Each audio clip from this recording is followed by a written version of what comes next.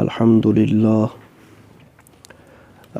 لله الذي هدانا لمعرفة الاجتهاد وتقليده وأرشدنا إلى طريق اتباع الأئمة وتأييده، والصلاة والسلام على النبي من حبب إلينا اقتداء المنيبين بعد اتباعه، ورضي لنا الاهتداء بهدى الراسخين بعد الوقوف عليه واطلاعه، وعلى آله وأصحابه وأزواجه وبارك وسلم تسليما كثيرا كثيرا.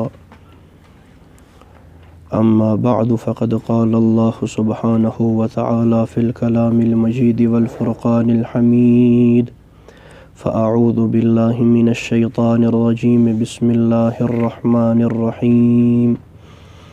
فاسألوا إن كنتم لا تعلمون. صدق الله مولانا العظيم، وبلغنا رسوله النبي الكريم، ونحن على ذلك لمن الشاهدين والشاكرين، والحمد لله رب العالمين. اللهم صل على محمد وعلى آل محمد كما صليت على إبراهيم وعلى آل إبراهيم إنك حميد مجيد. اللهم بارك على محمد وعلى آل محمد كما باركت على إبراهيم وعلى آل إبراهيم إنك حميد مجيد.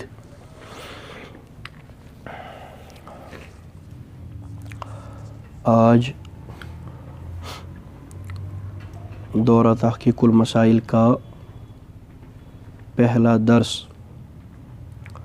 اور الحمدللہ ہماری وادی کشمیر کے اندر اس نوعیت کا یہ سب سے پہلا پروگرام.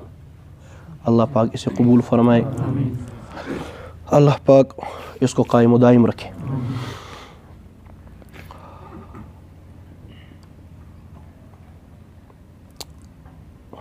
چند باتیں مسئلہ بیان کرنے سے پہلے آپ کے گوش گزار کر دوں.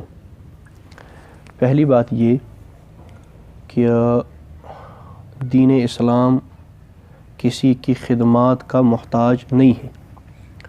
ہم دین کے محتاج ہیں، دین ہمارا محتاج نہیں ہے. ہم کام نہیں کریں گے، اللہ کسی اور کو لے آئے گا، وہ کام کرے گا، اور کسی اور کو لے آئیں گے تو اور وہ لوگ کام کرتے رہیں گے. ہم دین اسلام کی خدمت کر کے اپنی آخرت سنوار سکتے ہیں، اپنی قبر سنوار سکتے ہیں. اور کام وہ شخص کرتا ہے جو کام کو اپنا سمجھے. میں اپنے ساتھیوں سے بار بار یہ بات عرض کرتا رہتا ہوں. ہمارے ساتھیوں میں پریشانی یہ ہے، جو میرے قریبی ہیں، میرے ساتھ ہوتے ہیں، جن کے ہفتے میں 1-2 دن میرے ساتھ لگتے ہیں، کسی کے رات لگتی ہے، کسی کے 3 دن بھی لگتے ہیں، کسی کا کبھی 1 دن لگتا ہے، جو ہمارے ساتھ چلتے ہیں، قربانیاں دیتے ہیں. ان میں بھی یہ پریشانی ہے. وہ سب تو نہیں کہہ سکتا، لیکن اکثریت ایسی ہے جو یہ سمجھتے ہیں کہ یہ کام نعمان کا ہے، ہم ساتھ دے رہے ہیں. جو آدمی یہ سمجھے یہ کام نعمان کا ہے، یہ کام فلاں کا ہے اور میں ساتھ دے رہا ہوں، وہ کام زیادہ تر کر نہیں پائے گا، وہ کہیں نہ کہیں جا کر کے بیٹھ جائے گا. کام وہ کرے گا جو کام کو اپنا سمجھے. جو ہم کام کریں اس کو اپنا سمجھ کے کریں گے تو کام چلے گا، اپنا سمجھ کے نہیں کریں گے تو کام نہیں چلے گا. ذہن یہ بنانا ہے کہ کام میرا ہے اور فلاں اس وقت ترجمانی کر رہا ہے، یہ میرا کام کر رہا ہے. اگر وہ بیٹھ گیا، وہ مر گیا، وہ کہیں چلا گیا، مجھے خود کام کرنا پڑے گا. اور ابھی بھی میں کر رہا ہوں، آئندہ چل کر کے بھی مجھے مرتے دم تک کرتے رہنا ہے، کیونکہ کام میرا ہے.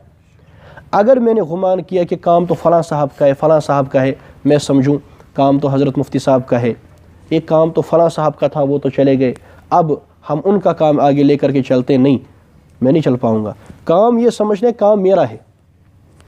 بزرگوں، میں درد دل آپ کے سامنے رکھوں، جتنی مخالفت میری ہوئی، میری ذات کی، ہماری ہوئی، تو اگر میں اس کی طرف دیکھوں تو پھر ہمارے لیے یہ کام کرنا بڑا مشکل ہو جائے گا۔ ہر روز میرے خلاف کوئی نہ کوئی تقریر ہوتی ہے، کوئی نہ کوئی بات ہوتی ہے، کوئی نہ کوئی میٹنگ ہوتی ہے، کوئی نہ کوئی تبصرہ ہوتا رہتا ہے۔ اگر میں نے، اور کرنے والے کون ہیں؟ کرنے والے وہ جو اپنے ہیں، دیگروں کا تو گلائی کوئی نہیں، اپنے ہیں تو، اور وہ کرتے رہتے ہیں۔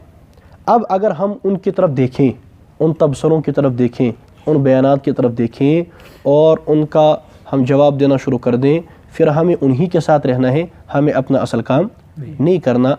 کوئی ذاتیات پر حملہ کرے، کوئی کسی اور وہ کرنے دے، کیا کرتا ہے؟ ہمیں اپنا کام کرتے رہنا ہے، ہمیں اپنا کام کرتے رہنا ہے اور کام کرنا ہے۔ کام کو اپنا سمجھنا ہے، اپنا سمجھ کے کریں گے تو کام چلے گا، میرا سمجھ کے آپ کریں گے تو کام نہیں چلے گا۔ تو ہر ایک آدمی اپنے آپ کو ذمہ دار سمجھے۔ اگر اللہ پاک ہم سے تھوڑا بہت کام لے تو بہت کچھ۔ اگر ہماری وجہ سے ایک ہی کوئی گمراہ آدمی، کوئی بدعتی، کوئی ملحد، کوئی مشرک، کوئی اور گمراہ آدمی راہ راست پر آ جائے تو یہ ہمارے لیے بہت بڑی بات ہے۔ کام کرتے رہنا ہے، کام کرتے رہیں۔ جو افراد ہمارے خلاف پروپیگنڈا کرتے ہیں میں ان کو بھی جانتا ہوں، جو کرواتے ہیں میں ان کو بھی جانتا ہوں، وہ کب کیا کرتے ہیں وہ ہمیں اطلاعات پہنچتی ہیں، ہمیں سب پتہ ہے، لیکن آج تک کوئی ثابت نہیں کر سکتا کہ میں نے کیمرہ پر، میں نے کبھی تقریر کے اندر، میں نے کبھی ان کے سامنے یا کہیں ایسی کسی مجلس میں پھر اس پر رد کیا ہو، اور جیسے وہ کرتے ہیں وہ کوئی نہیں بتا سکتا۔ ہم ان کاموں کے اندر لگیں گے تو ہمارا اپنا کام رہ جائے گا۔ ہاں افسوس ضرور ہوتا ہے کہ انہیں نہیں کرنا چاہیے تھا، اب وہ کرتے ہیں تو ان کی اپنی مرضی، ان کو اس میں خیر معلوم ہوتی ہے تو کرتے رہنے، لیکن ہمیں اپنا کام۔ اور دیکھیے ایسا نہیں ہو سکتا کہ میں آپ کو کہوں آپ کام کرو، بڑی آسائش ملے گی، بڑا آرام ملے گا، نہیں، آسائش آرام نہیں ملے گا۔ یہ وہ کام ہے اس میں مخالفت بھی ہوگی، اس میں کبھی باپ بھی سامنے ہوگا، اس میں کبھی بھائی بھی سامنے ہوگا، کبھی محلے والے بھی سامنے ہوں گے اور کہنے والے بات کہتے رہیں گے، لیکن ہمیں اپنا کام کرتے رہنا ہے، ہمیں اپنا کام کرتے رہنا ہے، چلتے رہنا ہے۔ ہمارا اجر اللہ کے پاس ہے، ہمارا اجر کسی اور کے پاس۔ ہاں ہم کام کو اپنا سمجھ کے کریں، اللہ کے لیے کریں، ہم چلتے رہیں گے۔ ہم کام کو کسی اور کا سمجھیں گے، کسی اور کے لیے کریں، وہ سمجھیں گے اس کے لیے کر رہے ہیں، پھر کام نہیں ہوگا۔ کام تب ہوگا جب اپنا سمجھیں گے اور اللہ کے لیے کریں گے، تو کام ہوتا رہے گا، ہوتا رہے گا، ہوتا رہے گا۔ اور بالکل اپنے دل کو وسیع کر دینا ہے، اپنے دل کو وسیع کر دینا ہے، اور کسی قسم کی کوئی جھجک، کوئی پریشانی محسوس نہیں کرنی۔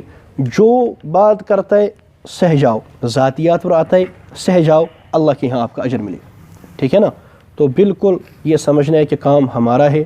اور اگر میں یہ کہوں کہ یعنی ہم السابقون الاولون ان میں سے ہیں یہاں، تو بات بیجا نہیں ہوگی، ٹھیک؟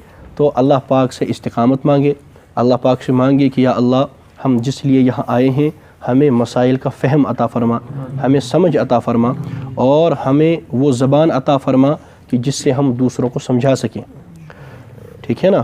ہمیں اخلاص عطا فرما، ہمیں مسائل سمجھا دیجئے، ہمیں استقامت عطا فرما، دوام عطا فرما ان مسائل پر اور اس محنت پر اور اس دعوت پر، اور وہ زبان عطا فرما اور وہ سلیقہ اور فہم عطا فرما، افہام و تفہیم عطا فرما کہ ہم دوسرے کو سمجھا سکے، ٹھیک ہے نا؟ انشاءاللہ اللہ پاک ہم سب کو عطا فرمائے۔ اب آج کا پہلا مسئلہ ہے مسئلہ تقلید۔ مسئلہ تقلید کے بارے میں حضرت امام المناظرین مولانا محمد امین صفدر روکاڑوی رحمۃ اللہ تعالیٰ علیہ، اللہ پاک حضرت کے درجات بلند فرمائے، حضرت رحمۃ اللہ تعالیٰ علیہ فرمایا کرتے تھے کہ یہ تمام مسائل کی ماں ہے، ٹھیک ہے نا؟ ہاں یہ مسئلہ حل ہو جائے گا تو بہت سارے مسائل وہ جو ہمارے غیر مقلدوں کے ساتھ اختلافی ہیں وہ بہت سارے مسائل حل ہو سکتے ہیں۔ مسئلہ تقلید حل ہو جائے گا، دیگر مسائل حل ہو جائیں گے جو نماز کے اختلافی مسائل ہیں اور اجتہادی فروعی اختلافی ہیں، وہ بہت سارے، اور اس کے علاوہ بھی دیگر مسائل وہ بہت حد تک حل ہو سکتے ہیں اگر مسئلہ تقلید حل ہو جائے۔ اور مسئلہ تقلید اس کو پیچیدہ بنایا گیا، یہ ایسا کوئی پیچیدہ ہے نہیں، بڑا آسان سا مسئلہ ہے، صرف سمجھنے کی باتیں ہیں۔ اس کو مشکل اس لیے بنایا گیا کہ امت الجھ جائے، باقی کوئی مسئلہ نہیں۔ مسئلہ تقلید، اب مسئلہ ہے لفظ تقلید کا۔ تقلید کا لغوی معنی اور ایک ہوتا ہے اصطلاحی معنی. لغوی معنی اس کو کہتے ہیں کہ اہل زبان اس کو کس معنی میں استعمال کرتے ہیں, اور اصطلاحی معنی یہ ہوتا ہے کہ اہل فن اس کو کس معنی میں استعمال کرتے ہیں. مثلا لفظ حدیث, حدیث کا معنی بات. اب ہم جب کہیں گے حدیث تو لغوی معنی اس کا یہ ہے بات, اور ایک لغوی معنی یہ بھی ہے. اور اصطلاحی معنی اس کا کیا ہے؟ اصطلاحی معنی حضور صلی اللہ علیہ وسلم کی بات, آپ کا فعل, آپ کی تقریر, آپ کے احوال, یہ ہے اصطلاحی معنی. تو ایک لغوی معنی ہوتا ہے اور ایک اصطلاحی معنی ہوتا ہے. ہمیشہ فیصلہ ہوتا ہے اصطلاحی معنی پر, بحث ہوتی ہے اصطلاحی معنی سے, لغوی معنی سے بحث. لیکن غیر مقلد اتنے پریشان ہوئے, انہوں نے لفظ تقلید کے لغوی معنی سے بحث شروع کر دی. کیا کہا کہ جی تقلید کا معنی ہے پٹا. تقلید کا معنی کیا ہے؟ پٹا تو جانوروں کے گلوں میں ہوتا ہے, لہذا مسئلہ ختم. حالانکہ یہ کیا تھا؟ یہ لغوی معنی تھا, اور لغوی معنی سے بحث نہیں کی جاتی اور ایسے مسائل میں, لیکن انہوں نے چھیڑ دی.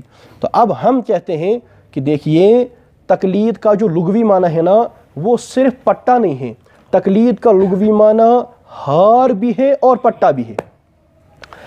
حضرت رحمۃ اللہ تعالی علیہ فرمایا کرتے تھے تقلید کا مادہ ہے قلادہ. یہ قلادہ جب انسان کے گلے میں ہوتا ہے تو ہار کہلاتا ہے, اور جب یہ جانور کے گلے میں ہوتا ہے تو پٹا کہلاتا ہے. اب انسانوں کو انسانوں والا معنی پسند آیا اور جانوروں کو جانوروں والا معنی پسند آیا.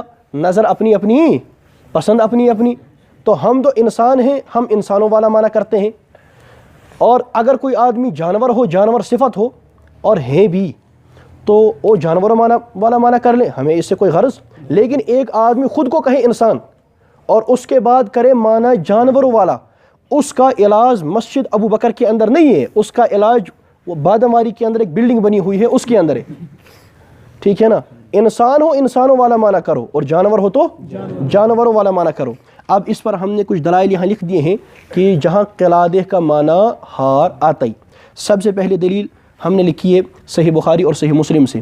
ہماری ماں طیبہ طاہرہ حضرت اماں عائشہ صدیقہ رضی اللہ تعالی عنہا, ان کے بارے میں ہے بخاری شریف میں, عن عائشہ رضی اللہ عنہا انہا استعارت من اسماء قلادہ.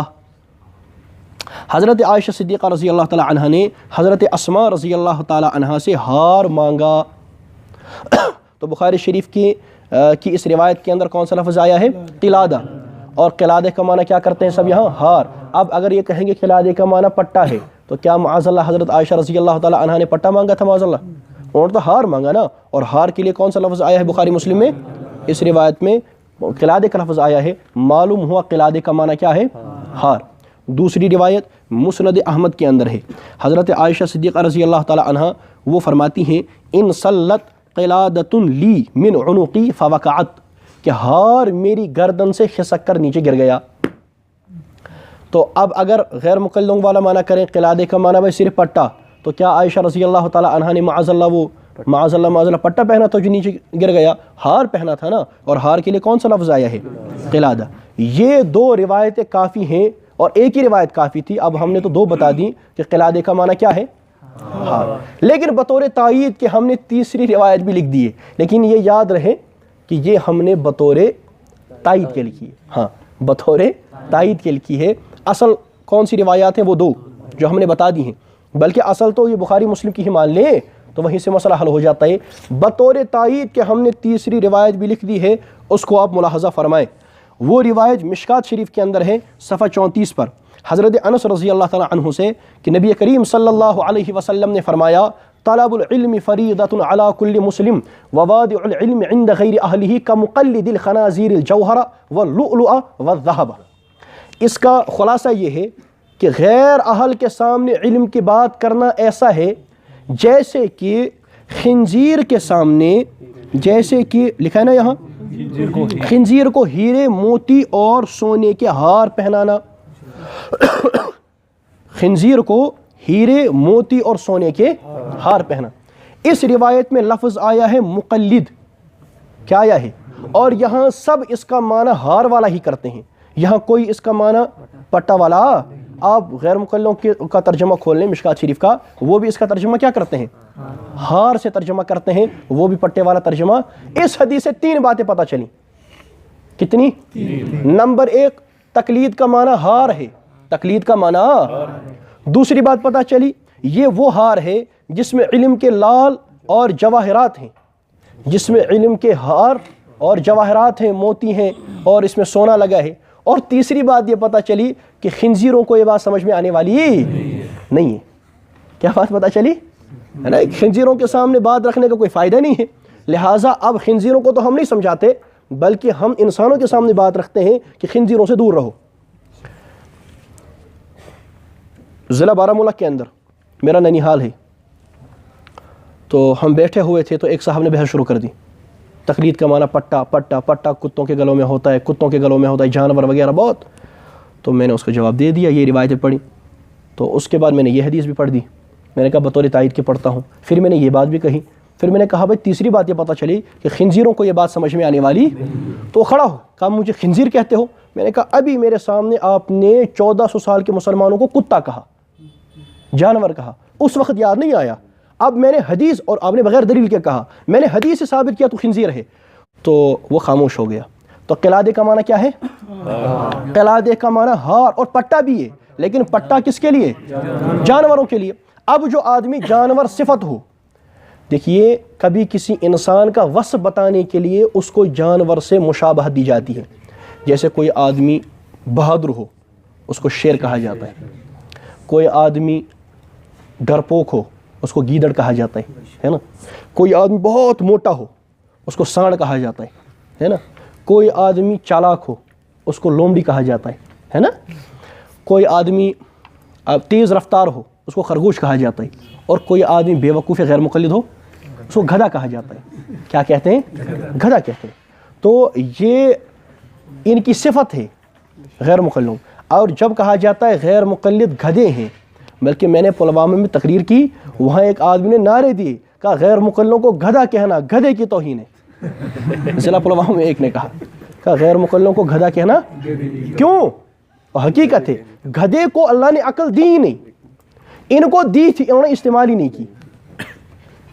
تو اور آپ دیکھیں جب کوئی غیر مقلد نماز پڑھتا ہے، اور بہت ساری مشابہت ملتی بھی ہے، جو ہی کوئی غیر مقلد نماز پڑھے گا نا تو آپ دیکھیے غیر مقلد نماز کے علاوہ بھی غیر مقلد 5-6 کپڑے اپنے بدن پر برداشت کر لیتا ہے، لیکن سر پر ٹوپی برداشت نہیں کرتا۔ گدھا ہے نا، گدھے پر آپ 2 من بوجھ بھی لاد دیں وہ چلے گا، لیکن گدھا سر پر کپڑا برداشت نہیں کرتا، گدھا سر پر کپڑا برداشت۔ غیر مقلد فیرن برداشت کر لے گا، کوٹ برداشت کر لے گا، اور یہ سب کچھ جیکٹ برداشت کر لے گا، اور ازار برداشت کر لے گا، اور گرم گرم چیزیں برداشت کر لے گا، لیکن سر پر ٹوپی برداشت نہیں کرتا۔ وہ سردیوں میں بھی حتی الامکان کوشش کرتے ہیں کہ نہ پہنیں، لیکن پھر جب زیادہ سردی لگ گئی تو بطور مجبوری کے کچھ پہن لیتے ہیں، ورنہ ان کے سر خالی رہتے ہیں۔ وہ اس معاملے میں بھی ان کی مشابہت گدھوں سے برابر ہے۔ نمبر 2، جب گدھے پر بوجھ پڑتا ہے نا تو وہ اپنی ٹانگیں چوڑی کر لیتا ہے۔ جب غیر مقلدوں پر رفع یدین والی نماز کا بوجھ پڑتا ہے، کس کا؟ جب غیر مقلدوں پر رفع یدین والی نماز کا بوجھ پڑتا ہے تو وہ بھی اپنی ٹانگیں چوڑی کر لیتے ہیں۔ تو یہ ان میں کافی مماثلت ہے۔ تو بہرحال تو پہلے ہم نے لغوی معنی کی بحث کی، اور یہ بحث ہم نے اس لیے کی کہ یہ بحث غیر مقلدوں نے چھیڑی ہے، انہوں نے تقلید کے لغوی معنی پر اور لغوی معنی پر فیصلہ نہیں ہوتا۔ مثلا میں آپ کو سمجھاؤں، صلاۃ کا لغوی معنی کیا ہے بھائی؟ صلاۃ کے بہت سارے لغوی معنی ہے، اس کا ایک لغوی معنی ہے تحریک صلوین۔ تحریک صلوین مطلب یہ جو پچھلا حصہ ہوتا ہے نا اس کو حرکت دینا، اس کا حرکت۔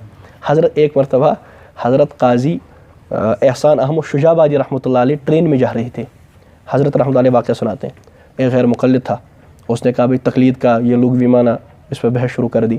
حضرت نے کہا بیٹا لغوی معنی پر بات نہیں ہوتی، بحث نہیں ہوتی۔ اس نے کہا نہیں ہوتی ہے۔ تو حضرت نے کہا اچھا نماز پڑھتے ہو؟ کہ جی ہاں۔ کہاں پڑھتے ہو؟ کہا مسجد میں۔ کہا وہاں کیوں جاتے ہو؟ گھر میں تھوڑی حرکت کر لیا کرو، نماز ہو گئی۔ بات سمجھ آئی؟ مسجد میں کیا کرنے جاتے ہو؟ وہ خاموش ہو گیا۔ جب لغوی معنی پر بحث کرنی ہے تو کرو۔ یہ جو ہے نا زکوٰۃ کا لغوی معنی کیا ہے؟ صفائی، پاکی کرنا۔ اب اویس ابھی جھاڑو اٹھا کر کے مسجد ابوبکر کو دھونا، اس کو صفائی دینا شروع، اس نے زکوٰۃ ادا کر دی. لغوی طور پر تو زکوٰۃ کا لفظ آ جائے گا، لیکن اصطلاحی طور پر حج کا معنی ہے ارادہ کرنا. ابھی آپ لوگ اپنے اپنے گھروں سے مسجد ابوبکر کا ارادہ کر کے نکلے تو حج پر نکلے. لغوی طور پر تو حج کا لفظ آ جائے گا، لیکن اصطلاحی طور پر نہیں ہوگا. تو یہ غیر مقلدوں کی عقل الٹی ہے، وہ لغوی معنی پر آ جاتے ہیں. پہلی بات لغوی معنی پر فیصلہ ہوتا ہی نہیں. دوسری بات اس کا لغوی معنی بھی ہار ہے، اور الحمدللہ مقلدین کے گلے میں کیا ہوتا ہے؟ ہار ہوتا ہے. ایک بات اگر آپ کہتے ہیں پہننا تو تب بھی اس کا معنی آئے گا کہ ہمارے گلے میں کیا ہے؟ ہار. ورنہ سنیں، تقلید کا جو معنی ہے ان کو معنی بھی نہیں آتا. اس کا معنی نہیں آتا ہار پہننا، بلکہ ہار پہنانا. ہم نے عقیدت اور احترام اور بھروسے کا ہار پہنایا حضرت امام اعظم ابو حنیفہ رحمۃ اللہ تعالیٰ علیہ کے گلے میں کہ ہم آپ پر بھروسہ کرتے ہیں، ہم آپ پر اعتماد کرتے ہیں اجتہادی مسائل میں، اس لیے ہم مقلد ہیں کہ ہم ہار پہنانے والے ہیں. ٹھیک ہے نا؟ تو تقلید کا معنی کیا آتا ہے؟ ہار بھی اور پٹا بھی. جانوروں کے لیے پٹا اور انسانوں کے لیے ہار. اس کے لیے ہم نے یہ یہاں روایتیں لکھ دی ہیں. اس میں جو پہلی روایت ہے وہ کافی وافی ہے، باقی بھی ہم نے آپ کے سامنے رکھ دی ہیں. حضرت عائشہ رضی اللہ تعالی عنہ انہوں نے حضرت اسماء سے قلادہ مانگا، ہار مانگا. چلیے آگے. اب ہے مسئلہ اصطلاحی معنی کا. اس پر بہت سارے جھگڑے ہوتے ہیں. تقلید کا اصطلاحی معنی کیا ہے؟ تو سن لیں، تقلید کا اصطلاحی معنی ہے ماہر شریعت کی رہنمائی میں کتاب و سنت پر عمل کرنا. مسئلہ ختم. تقلید کا اصطلاحی معنی کیا ہے؟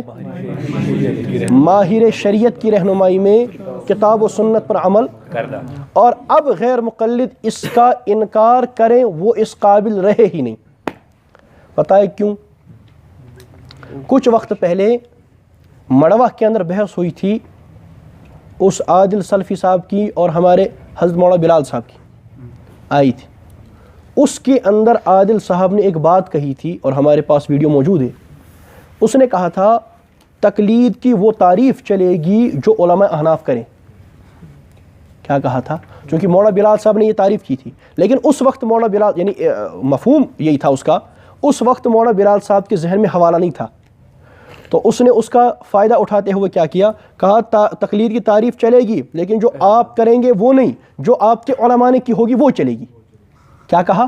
جو آپ کے علماء نے کی ہوگی وہ چلے گی. ہم کہتے ہیں ہمارے علماء نے کی ہے. حضرت امام شاہ ولی اللہ محدث دہلوی رحمۃ اللہ تعالی علیہ، ان کی کتاب عقد الجید، اس کے اندر انہوں نے تقلید کی یہی واجب تقلید کی یہی تعریف کی ہے. وہ کہتے ہیں تقلید کو جب ایک قسم کو واجب کہتے ہیں اسی کو ہم بھی واجب کہتے ہیں. اس کی تعریف انہوں نے عقد الجید کے اندر کی ہے، میرے پاس موجود ہے. کہ ہم نے آپ کی آسانی کے لیے عربی عبارت نہیں لکھی، صرف اس کا یہ معنی ہی مفہومی عرض کر دیا ہے کہ ماہر شریعت کی رہنمائی میں کتاب و سنت پر عمل کرنا. اور امام شاہ ولی اللہ محدث دہلوی رحمۃ اللہ علیہ، زبیر علی زئی صاحب، ان کی کتاب تعداد رکعات قیام رمضان کا تحقیق کی جائزہ، اس میں انہوں نے ایک جگہ لکھا ہے شاہ ولی اللہ حنفی اور ایک جگہ لکھا ہے شاہ ولی اللہ تقلیدی. لہذا شاہ ولی اللہ تقلید بھی تھے اور شاہ ولی اللہ حنفی بھی تھے. اور عادل صاحب کہتے ہیں تقلید کی وہ تعریف چلے گی جو کس نے کی ہو، جو علماء احناف نے کی ہو. تو حضرت شاہ ولی اللہ رحمۃ اللہ تعالیٰ علیہ وہ تقلید کی تعریف کرتے ہیں ماہر شریعت کی رہنمائی میں کتاب و سنت پر عمل کرنا. لہٰذا یہ ان پر اتمام حجت ہے، اب وہ اس کا انکار نہیں کر سکتے. لہٰذا تقلید کی تعریف کیا ہے؟ ماہر شریعت کی رہنمائی میں کتاب و سنت پر عمل کرنا.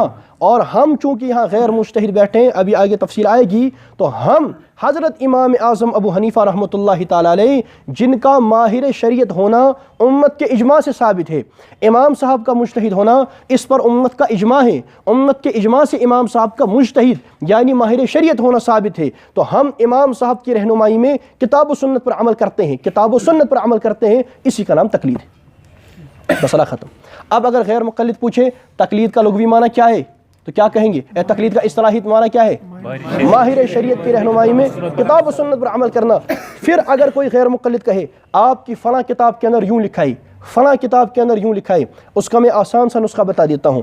جب کوئی غیر مقلد کسی کتاب کا حوالہ دے، انہیں کہے اصل کتاب لے آؤ، عبارت پر اور سمجھا دے، مسئلہ ختم. علماء احناف نے کتاب لکھی ہو اور اس میں عبارت ہو اور اس کو مکمل پڑھا جائے، پھر اس کی وضاحت نہ ہو، ایسا نہیں ہو سکتا. وہ آدھی ادھوری عبارت پڑھ کر کے دھوکہ دیتے ہیں. جب بھی کسی غیر مقلد سے بات کریں، جو غیر مقلد حوالہ دے وہ یہ اتنا بڑا جھوٹا فرقہ ہے. اگر غیر مقلد اس وقت 11:30 بجے ہیں نا قریباً، اگر غیر مقلد 11:30 اس وقت ہے اور کہے کہ اوپر آسمان میں سورج ہے، آفتاب ہے، پہلے دیکھ لینا چاہیے ہے یا نہیں ہے. اتنا بڑا جھوٹا فرقہ ہے. جب تک غیر مقلد شام کو سونے سے پہلے 2-3 یعنی جھوٹ بطور دوا کے استعمال نہ کر لیں، ان کو نیند نہیں آتی، جھوٹ بولتے ہیں. تو تقلید کا لوگ اصطلاحی معنی کیا ہے؟ ماہر شریعت کی رہنمائی میں کتاب و سنت پر عمل کرنا. اور یہ کہاں لکھا ہے؟ اقد الجید. ہاں، بعض اس کو پڑھتے ہیں اقد الجید، جید نہیں ہے یہ، جید ہے، جید ہے، اقد الجید. ٹھیک ہے نا؟ کس کی کتاب ہے؟ شاہ ولی اللہ رحمۃ اللہ علیہ کی، میرے پاس موجود ہے، اور ہم اس میں ڈال دیں گے، وہ جو گروپ بنائے ہیں نا واٹس ایپ پر، ہم اس میں وہ کتاب بھی ڈال دیں گے انشاءاللہ، اور اس کا وہ صفحہ بھی ڈال دیں گے، اس کی عربی عبارت بھی ڈال دیں گے، تو وہ آپ دیکھ لیں. اور اگر کسی کو یاد کرنی ہو ہم اعراب لگا کرتے ڈال دیں گے، وہ یاد بھی کر لیں. تو وہ وہاں موجود ہے. چلیے آگے. اس کے بعد ہم نے یہاں لکھا ہے غیر مقلد ایک باطل دعویٰ کرتے ہیں، ان کا ایک غلط دعویٰ ہے. وہ دعویٰ یہ کرتے ہیں، کہتے ہیں کہ تقلید اور اتباع 2 الگ الگ چیزیں ہیں. وہ کہتے ہیں تقلید الگ ہے اور اتباع الگ ہے. پھر معنی کیا کرتے ہیں؟ کہتے ہیں تقلید کہتے ہیں وہ کہتے ہیں تقلید کہتے ہیں بلا دلیل بات ماننا، اور اتباع کہتے ہیں دلیل کے ساتھ بات ماننا. یہی کہتے ہیں نا. اب اس پر ہم نے لکھ بھی رکھا ہے، آپ سمجھے بعد میں اس کو یاد بھی کر لیں. پہلی بات، قرآن پاک کی ایک آیت بھی نہیں ہے اور ایک صحیح سری مرفوع حدیث نہیں ہے جس میں لکھا ہو کہ تقلید کا معنی ہے بلا دلیل بات ماننا اور اتباع کا معنی کیا ہے؟ دلیل کے ساتھ بات ماننا. ایسا نہیں لکھا. دیکھیے آپ قرآن پاک پڑھتے ہیں نا، قرآن پاک پڑھ کر صاف معلوم ہوتا ہے توحید الگ چیز ہے اور شرک الگ چیز ہے. فرق ہے نا. آپ حدیثیں پڑھیں، آپ کو صاف معلوم ہو جائے گا کہ سنت الگ چیز ہے اور بدعت الگ چیز ہے. آپ قرآن پاک پڑھ کر اور حدیث پاک پڑھ کر ایک جگہ سے ہمیں دکھا دیں جہاں سے یہ معلوم ہو کہ تقلید الگ چیز ہے اور اتباع الگ چیز ہے. نہیں ہے، کہیں پر نہیں ہے. آپ انہیں کہیں ہمیں دکھاؤ. اگر تمہارا دعویٰ ہے کہ تقلید الگ ہے اور اتباع، یا تو تم دکھاؤ، 2 طرح سے ثابت ہو سکتا ہے. یا تو تم صراحتاً دکھاؤ کہ تقلید اور اتباع الگ الگ چیزیں ہیں، ان میں فرق یہ لکھا ہو. اگر ایسا نہیں دکھا سکتے تو چلو دوسرے طریقے سے دکھا دو. دوسرا طریقہ کیا ہے کہ آپ تقلید کی تعریف قرآن پاک میں دکھا دیں بلا دلیل ماننا، اور اتباع کی تعریف کیا دکھا دیں؟ دلیل. تو خود بخود وہ بھی فرق ثابت ہو جائے گا. دونوں طریقوں میں سے کسی ایک طریقے سے دکھا دیں، لیکن ہے ہی نہیں کہیں، نہ قرآن میں ہے نا. اور کسی غیر مقلد کو کتاب و سنت سے باہر نہ جانے دیا کریں. وہ کہے گا فلاں مولوی صاحب نے کہا ہے، انہوں نے کہا وہ بعد میں ہم دیکھیں گے، تو کتاب و سنت سے ثابت کر. ہمارے یہاں بڑی مصیبت تھی کہ ہمارے لوگ اقوال و رجال کے جواب دینے لگ جاتے ہیں. فلاں نے کہا، فلاں نے کہا. میں نے ایک مرتبہ حدیث پڑھی کہ یہ رفع دین منسوخ ہے، میں نے حدیث جابر پڑھ دی. ایک صاحب کہنے لگے آپ کے فلاں مفتی صاحب نے یوں لکھا ہے. میں نے کہا میں مفتی صاحب کا مقلد ہوں ہی نہیں. تو اس مفتی صاحب کا مقلد ہے؟ کہ جی نہیں. میں نے کہا تیری نزدیک اس کی بات شرعی دلیل ہے؟ کہ جی نہیں. میں نے کہا میرے نزدیک بھی نہیں ہے، نہ تیرے نزدیک نہ میرے نزدیک، نہ میں مقلد نہ تو اس کا مقلد اس کا. تو تجھے پریشانی کیا ہے؟ کہا آپ ہمیں لکھ کر کے دیں، اس کی بات نہیں مانیں گے، پھر ہم پروپیگنڈا کریں گے. میں نے کہا لکھ کر کے دیتا ہوں. تو میں نے لکھ دی. میں نے کیا لکھا؟ میں نے لکھا شرعی دلائل 4 ہیں، کتاب، سنت، اجماع اور قیاس شرعی. فلاں مفتی صاحب کی بات شرعی دلیل نہیں، دستخط کر کے دے دیے. میں نے کہا جاؤ پھیلا، ختم. اچھا. اس کے بعد میں نے کہا آپ ماننا ہے؟ کہا ہاں. میں نے کہا آپ کے میاں نذیر حسین دہلوی صاحب کہتے ہیں، فتاوی نذیریہ میں ہے، کہ رفع الیدین کرنا بھی حضور سے ثابت، نہ کرنا بھی ثابت، صحابہ سے کرنا بھی ثابت اور نہ کرنا بھی ثابت. وہ حوالہ میں نے ایک مرتبہ دکھا دیا تھا، ثابت ہے. فتاوی نذیریہ پہلی جلد میں لکھا ہے، ہمارے پاس موجود ہے. میں نے کہا دیکھو ہمارے مفتی صاحب نے اپنی ذاتی رائے دی ہے، اور آپ کے میاں نذیر حسین دہلوی صاحب، ان مفتی صاحب کا ہماری جماعت میں وہ مقام نہیں ہے جو مقام میاں نذیر حسین دہلوی کا آپ کی جماعت میں ہے. ٹھیک ہے نا. آپ کے میاں نذیر حسین دہلوی حضور کے بارے میں آپ ایک بات کہہ رہے ہیں، اور ہمارے مفتی صاحب اپنی ذاتی رائے دے رہے ہیں، چلو ٹھیک ہے ہم دونوں باتیں مان لیتے ہیں، یا تو دونوں کی مان لو یا دونوں کی نہ مانو. تم دونوں کی مانو گے تب بھی ختم، تم دونوں کی نہ مانو گے تب بھی ختم، تمہارا بیڑا غرق. تو اس کے بعد چلا گیا. اچھا اس پر مجھے یہ ایک بات بھی یاد آئی، ہم تو لکھ کر کے دے دیتے ہیں نا. حضرت اکاڑوی رحمۃ اللہ تعالیٰ علیہ، اللہ پاک درجات بلند فرمائے، حضرت فرمایا کرتے تھے غیر مقلد اللہ پاک سے اتنا نہیں ڈرتا جتنا کہ ٹیپ ریکارڈر اور لکھنے سے ڈرتا ہی. اس زمانے میں وہ نہ ٹیپ کرنے دیتے تھے اور نہ آپ غیر مقلد کے پاس بیٹھیں اس کے بعد اس سے بات کریں. وہ کوئی بات کہے گا نا، مثلا کہے گا فلاں حدیث ہے یا کچھ، آپ کہیں بھائی لکھ کر کے دو، نہیں لکھے گا. سوال ہی پیدا نہیں ہوتا وہ کیا لکھ دے، سوال ہی نہیں ہوتا کیا لکھ دے، نہیں لکھے گا. 6 گھنٹے آپ اس کی منت کرتے رہیں لکھ دو لکھ دو لکھ دو، نہیں کہے گا ریکارڈ ہو رہا ہے. بھائی ریکارڈ ہو گیا نا، تو لکھ کیوں نہیں دیتا؟ نہیں لکھوں گا. جب پہلی مرتبہ میری ملاقات وہ عبدالروف سے ہوئی تھی، سلفی اور یہ عادل بھی آئے تھے، دونوں آئے تھے ضلع بڑگام وترڑ کے اندر. آپ نہیں تھے، سہیل تھا اور بھی کچھ تھے. ہم بیٹھے، وہ بحث کرنے آئے. اس کی وہ ویڈیو آڈیو پھر انہوں نے ضائع کر دی تھی، ان لوگوں نے بھی شاید ضائع کر دی، یہاں کے لوگوں نے بھی ضائع کر دی. وہ آئے تھے بات کرنے کے لیے. جب بیٹھے میں نے کہا دونوں میں سے کون بات کرے گا؟ کہنے لگا دونوں کریں گے. یہ تو نہیں ہوگا، دونوں میں سے ایک بات کر لو، یا تم کرو یا تم. وہ کہنے لگے نہیں جی ایک ساتھ دونوں بات نہیں کریں گے، ایک کرے گا اور جب دوسرے کو کرنی ہوگی ایک خاموش ہو جائے گا. میں نے کہا یہ کیا مصیبت ہے؟ کہا نہیں آپ لازم ملزوم، میں نے کہا لازم ملزوم ہے یہ کچھ، کہا آپ سمجھ لیں جو آپ کو سمجھنا آپ سمجھیں، لیکن ہم بات کریں گے دونوں. میں کاشر پٲٹھۍ دوٚپمَکھ کہ خدا رچن اگر تۄہہِ منٛز اکھ گُزریو تو بیٛاکھ موڑ گژھِ، اور آپ کو جو سمجھنے آپ سمجھ لیں، لیکن ہم وہ بات. اس کے بعد وہ بات کرتے رہے. آخر میں نے کہا تھا مناظرہ ہوگا تو جلسے میں ہوگا، جلسے عام میں ہوگا. انہوں نے کہا پھر بچانے کے لیے آپ پولیس کی پھر یہ لائیں، پرمیشن لائیں. میں نے کہا پولیس تو پرمیشن نہیں دے گی. کہا پھر میں نے کہا چلو ٹھیک ہے میں شرط ختم کر دیتا ہوں، چلو کمرے میں ہی کر لیں گے، مسئلہ ختم. میں تو چاہتا تھا کہاں جائیں، کہا وہاں پرابلم ہوگی. میں نے کہا جب پرابلم ہوگی تمہیں بھی ہوگی مجھے بھی ہوگی، صرف تمہیں تھوڑے پکڑیں گے، مجھے پکڑ کر کے لے جائیں گے، دونوں وہیں بیٹھیں گے وہیں گفتگو کر لیں گے. تو انہوں نے کہا نہیں ایسا نہیں ہو سکتا، آپ پرمیشن لائیں. میں نے کہا چلو پرمیشن تو نہیں ملے گی تو ہم کمرے میں کر لیتے ہیں. ان کو جان چھڑان دینی تھی. وہ کہنے لگے نہیں اب تو پرمیشن لاؤ تب بات ہوگی. میں نے کہا حضرت کمرے میں کر لیں. کہا نہیں پرمیشن لاؤ تب بات ہوگی. اور اس کے بعد وہ مجلس ختم ہو گئی. تو بات مجھے عرض کرنی ہے کہ یعنی جو ان کا دعویٰ ہے کہ تقلید اور اتباع کیا ہے، دو الگ الگ چیزیں ہیں، یہ کتاب و سنت میں نہیں لکھا ہے. چلیے آگے، بلکہ قرآن پاک میں اس کے خلاف ملتا ہے. ہمارے پاس تو کئی آیات ہیں، فی الحال ہم نے یہاں ایک لکھ دی ہے. قرآن پاک میں آیت ہے سورۃ بقرہ آیت نمبر 170. اللہ پاک فرماتے ہیں وَإِذَا قِيلَ لَهُمُ اتَّبِعُوا مَا أَنزَلَ اللَّهُ قَالُوا بَلْ نَتَّبِعُ مَا أَلْفَيْنَا عَلَيْهِ آبَاءَنَا أَوْ لَوْ كَانَ آبَاؤُهُمْ لَا يَعْقِلُونَ شَيْئًا وَلَا يَهْتَدُونَ. یہ قرآن پاک، اس کا آپ ترجمہ دیکھ لیں. اور جب انہیں کہا جاتا ہے کہ اس کی پیروی کرو جو اللہ نے نازل کیا ہی، تو کہتے ہیں کہ بلکہ ہم تو اس کی پیروی کریں گے جس پر ہم نے اپنے باپ دادا کو پایا. یہ ہے معنی. مشرکین مکہ کے بارے میں کہا جا رہا ہے. جب ان سے کہا جاتا تم اتباع کرو کس کی؟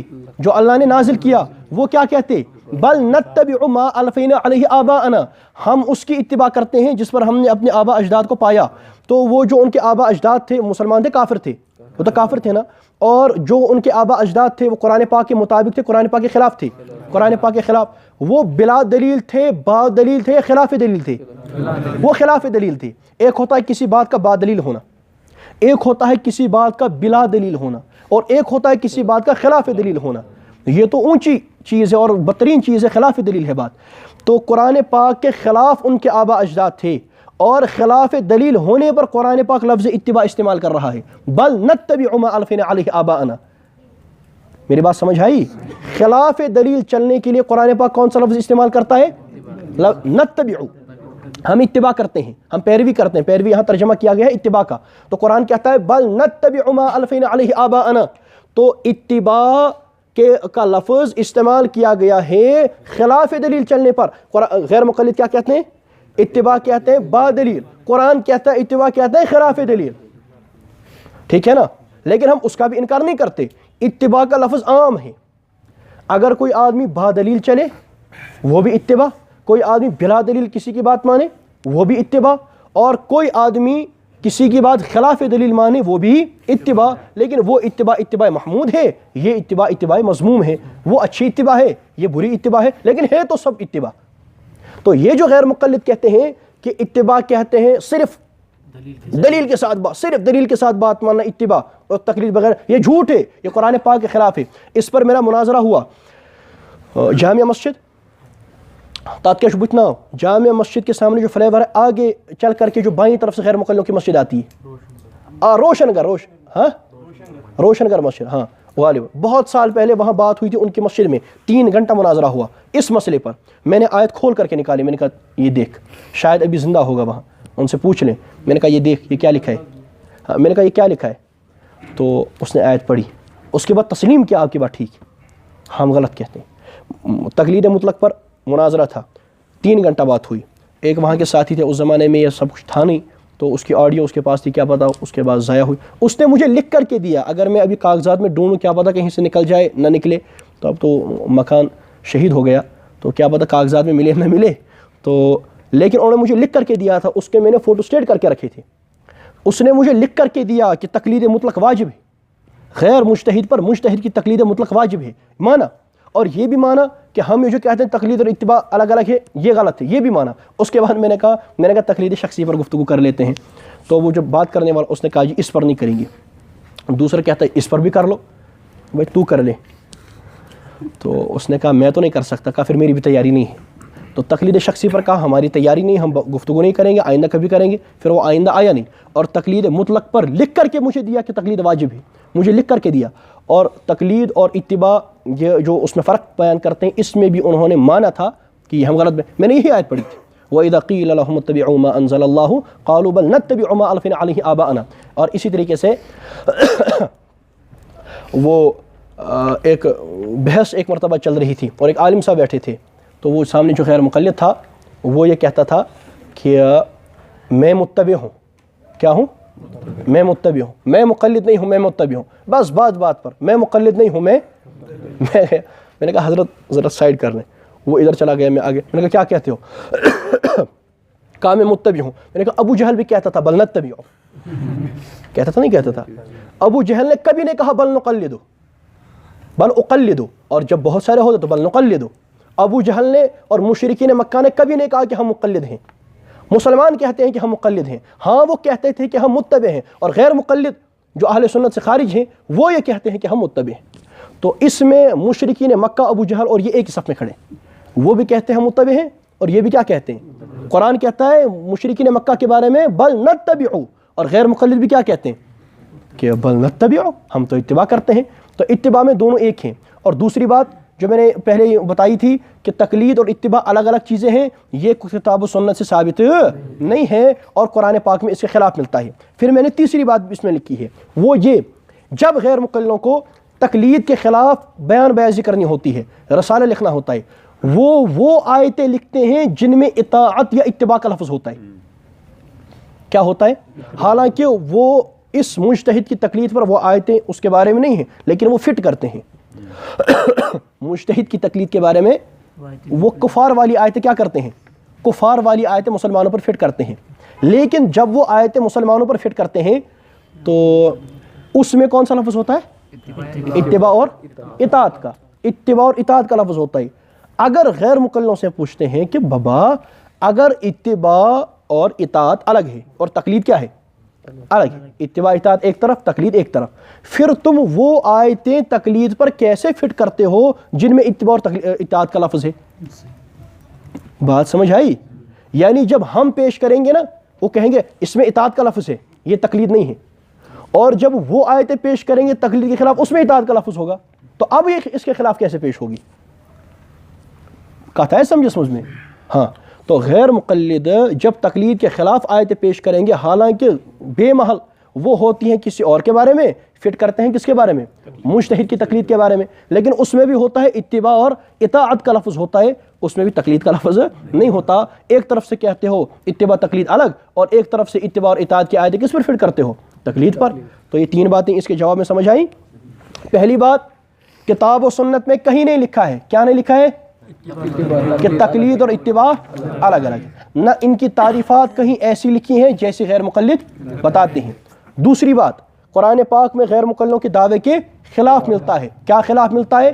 کہ مشرکین مکہ خلاف دلیل چلنے پر لفظ اتباع کہتے تھے اور قرآن نے اس نے برقرار رکھا، قرآن نے استعمال کیا ہے، تو معلوم ہوا غیر مقلد جو کہتے ہیں اتباع کا معنی صرف دلیل کے ساتھ بات ماننا، یہ قرآن پاک کے خلاف ہے، قرآن پاک سے بغاوت ہے، قرآن پاک کا انکار ہے۔ تیسری بات، اگر تقلید اور اتباع الگ الگ چیزیں ہیں تو پھر آپ اتباع اور اطاعت والی آیات تقلید پر کیسے فٹ کر دیتے ہیں؟ یہ تین باتیں۔ چلیے آگے۔ اس کے بعد اب ہم نے اپنا دعویٰ لکھا ہے۔ کیا لکھا ہے؟ اپنا دعویٰ، کہ ہمارا دعویٰ کیا ہے۔ تو یہاں تک بنیادی باتیں سمجھ آئیں؟ ہاں، تقلید کا لغوی معنی، تقلید کا اصطلاحی معنی، اس کے دلائل، اور اس کے بعد غیر مقلدوں کا یہ باطل دعویٰ، اس کا جواب، اس کی وضاحت۔ اب مسئلہ ہے کہ ہمارا دعویٰ کیا ہے۔ ہمارا دعویٰ یہ ہے، اور میں آپ کو بتاؤں کہ وہ شخصیت جس سے میں نے پہلی مرتبہ یہ الفاظ سنے ہیں بچپن میں بہت پہلے، وہ حضرت امام المناظرین مولانا محمد امین صفدر اکاڑوی رحمۃ اللہ تعالیٰ علیہ ہیں۔ حضرت اکاڑوی رحمۃ اللہ تعالیٰ علیہ ایسی شخصیت تھے کہ میرے پاس الفاظ نہیں ہیں میں بیان کروں۔ حضرت سے ایک مرتبہ اپنے شاگرد ایک آدمی نے پوچھا کہ حضرت آپ نے بخاری شریف کتنی مرتبہ پڑھی ہے؟ تو حضرت نے فرمایا بالاستیعاب 32 مرتبہ۔ یوں دیکھتا رہتا ہوں۔ ابن ماجہ کے بارے میں کہتے ہیں میں نے 60 مرتبہ پڑھی، تو اور بڑے سیدھے اور سادے، لیکن قدر نعمت بعد از زوال نعمت، حضرت کی زندگی میں ان کی بہت ناقدری ہوئی۔ وہ مناظرہ کرتے تھے، پھر لوگوں کی منت کرتے تھے بھائی اس کو جمع کر لو، اس کو لکھ لو، کوئی جمع کرنے والا ہی نہیں تھا، اور بہت ان کا دل دکھایا گیا۔ وہ بہت کام کرتے لیکن ان کا ساتھ، وہ اکیلے تن تنہا انہوں نے ایسا کام کر دیا کہ اس وقت بر صغیر میں غیر مقلدوں کے خلاف جتنا مواد موجود ہے اور جتنے لوگ کام کرنے والے ہیں، وہ سب کی بنیاد حضرت اکاڑوی رحمۃ اللہ تعالیٰ علیہ کی محنت ہے۔ اور مجھے نہیں لگتا کہ غیر مقلدوں کے خلاف ماضی قریب سے، یعنی انگریزوں کے زمانے سے لے کر کے آج تک، ایسا مناظر کبھی آسمان کے نیچے آیا ہوگا۔ حضرت بڑی مہارت کے حامل تھے اور بہت زیادہ قابل تھے۔ تو حضرت رحمۃ اللہ تعالیٰ علیہ، اچھا ان کی جب گفتگو سنتے ہیں نا، تو ان کی گفتگو سننا لوگ پسند نہیں کرتے، سمجھ نہیں آتی، تو لیکن جس نے سن لی وہ بہرحال وہ بن جاتا ہے۔ اسی لیے میں تمام حضرات سے گزارش کرتا ہوں حضرت کی تقاریر سنیں، یوٹیوب پر بھی موجود ہیں، اور وہاں موجود ہے، وہاں ملیں۔ حضرت رحمۃ اللہ تعالیٰ علیہ کا کمال یہ ہے کہ وہ پیچیدہ سے پیچیدہ مسئلے کو ایسے افہام و تفہیم کے ساتھ سمجھا دیتے ہیں کہ چھوٹے چھوٹے بچوں کو بھی سمجھ آ جاتا ہے۔ اور میں کہوں ہمارے پاس جو کچھ ہے وہ اس میں بہت بڑا حصہ حضرت رحمۃ اللہ تعالیٰ علیہ کا ہے۔ یہ الفاظ میں نے حضرت سے پہلی مرتبہ سنے تھے بہت پہلے، بہت بچپن میں، جب یعنی میں ان مسائل پر تیاری کر رہا تھا۔ ہمارا دعویٰ یہ ہے، بعد میں اور کتابوں کے اندر ہم نے دیکھا، ہمارا دعویٰ یہ ہے کہ اجتہادی مسائل میں غیر مجتہد پر مجتہد کی تقلید واجب ہے۔ اجتہادی مسائل میں غیر مجتہد پر مجتہد کی تقلید واجب ہے، یہ ہمارا دعویٰ ہے۔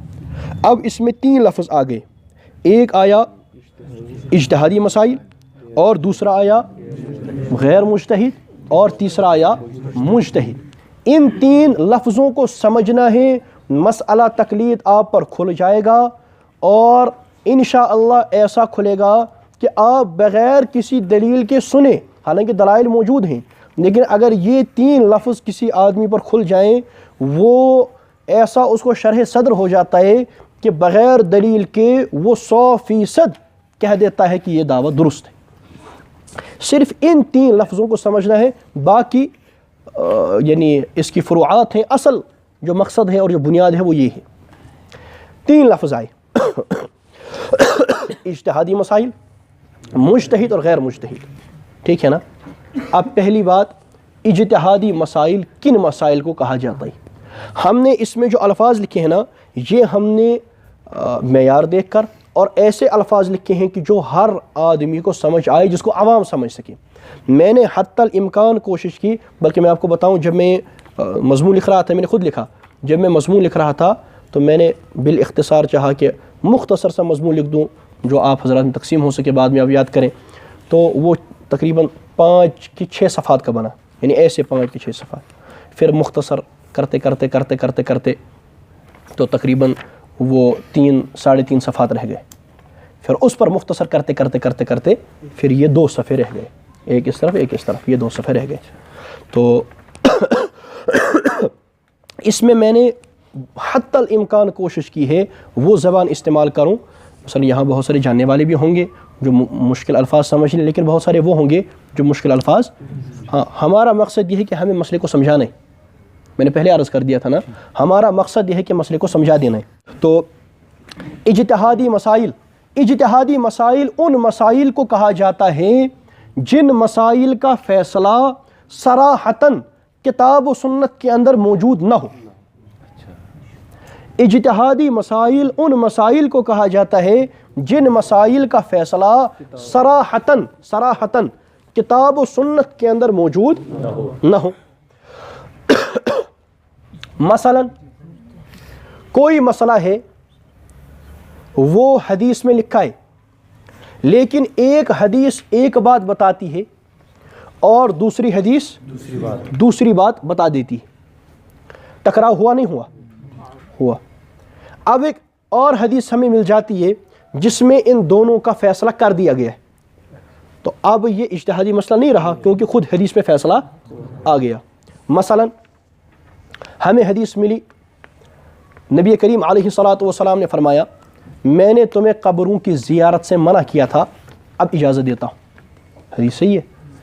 اس کا معنی اب اگر ہمارے پاس حدیث آئے گی جس میں لکھا ہو کہ نبی علیہ الصلاۃ والسلام نے قبروں کی زیارت سے کیا کیا ہے؟ منع کیا ہے، تو سمجھا جائے گا وہ حدیث منسوخ ہے، کیونکہ خود حضور نے صراحت کر دی نا کہ میں نے پہلے منع کیا تھا، اب اجازت دیتا ہوں. اب جو منع والی حدیث آئے گی وہ پہلے سمجھی جائے گی، صراحت آ گئی.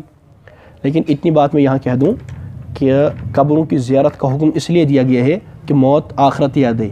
اس سے پتہ یہ چلا قبرستان ویسا ہونا چاہیے جس کو دیکھ کر موت یاد آئے، نہ کہ ایسا جس کو دیکھ کر کے حلوے اور کچھ اور یاد آئے، ہے نا. یعنی قبروں کی زیارت کا حکم ہے نا، لیکن قبرستان ویسا ہونا چاہیے جس سے آخرت یاد آئی، جس سے موت یاد آئی. ون چھُ آسان وننے مخدوم صٲبُن چھُ گژھُن اور أنۍ زِ حلوٕ رژھِ نا سۭتۍ. آیا گا سمجھ یہ مسئلہ ہے، حالانکہ حضرت رحمۃ اللہ علیہ سے بری. تو کات چھِ أسۍ عرض کران کہ ہم یہ بات عرض کرنا چاہتے ہیں اجتہادی مسائل جن مسائل کا فیصلہ کتاب و سنت میں صراحتاً موجود نہ ہو. اب ایک حدیث آ گئی، مثلا نبی علیہ الصلاۃ والسلام نے فرمایا میں نے 3 دن سے زیادہ تمہیں قربانی کا گوشت رکھنے سے منع کیا تھا، اب اجازت دیکھتا ہوں رکھ سکتے ہو. تو اب جب حدیث آئے گی کہ نبی علیہ الصلاۃ والسلام نے 3 دن سے زیادہ گوشت رکھنے سے منع کیا ہے تو اس کو خود منسوخ سمجھا جائے گا کیونکہ حضور نے خود صراحت.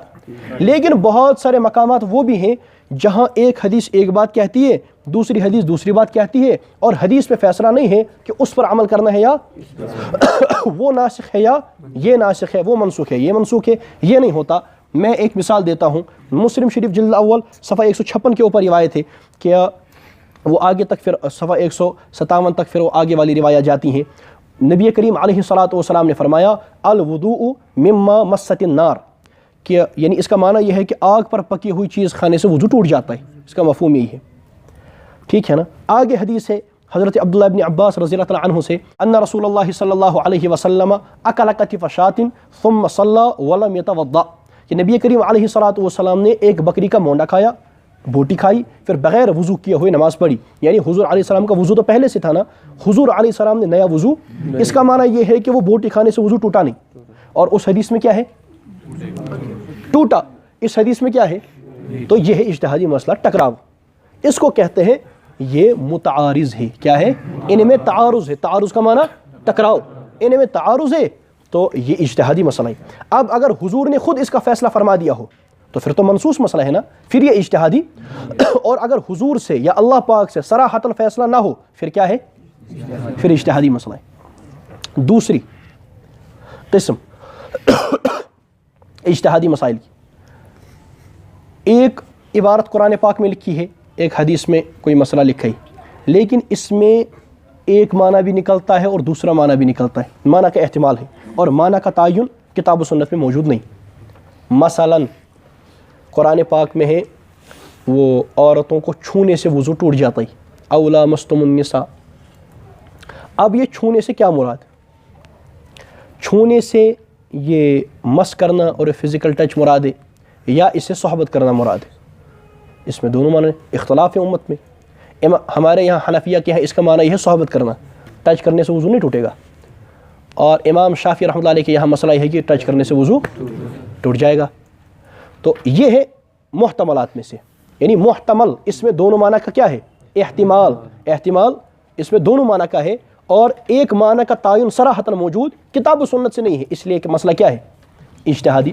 یا بخاری شریف کی وہ روایت جس میں جناب نبی کریم علیہ الصلوۃ والسلام نے صحابہ کرام کی ایک جماعت گئی بنو قریظہ کی طرف، نبی کریم علیہ الصلوۃ والسلام نے فرمایا کہ لا یصلین احد العصر الا فی بنی قریظہ، تم میں سے کوئی نماز عصر نہ پڑھے لیکن کہاں پر؟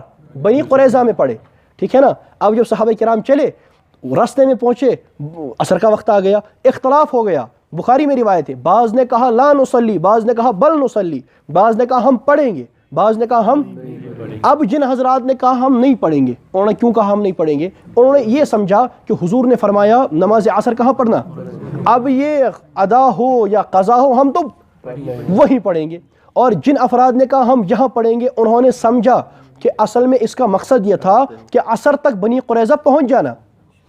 مثلا میں آپ سے یہ کہوں کہ بھائی ظہر کی نماز مسجد ابوبکر میں پڑھنا، تو اس کا معنی یہ آتا ہے کہ ظہر تک وہاں پہنچ جانا۔ اب اگر کسی کو تاخیر ہو گئی، وہ راستے میں نماز پڑھ کر کے آ جائے، انہوں نے یہ سمجھ لیا، تو بعضوں نے وہاں پڑھی اور بعضوں نے وہاں۔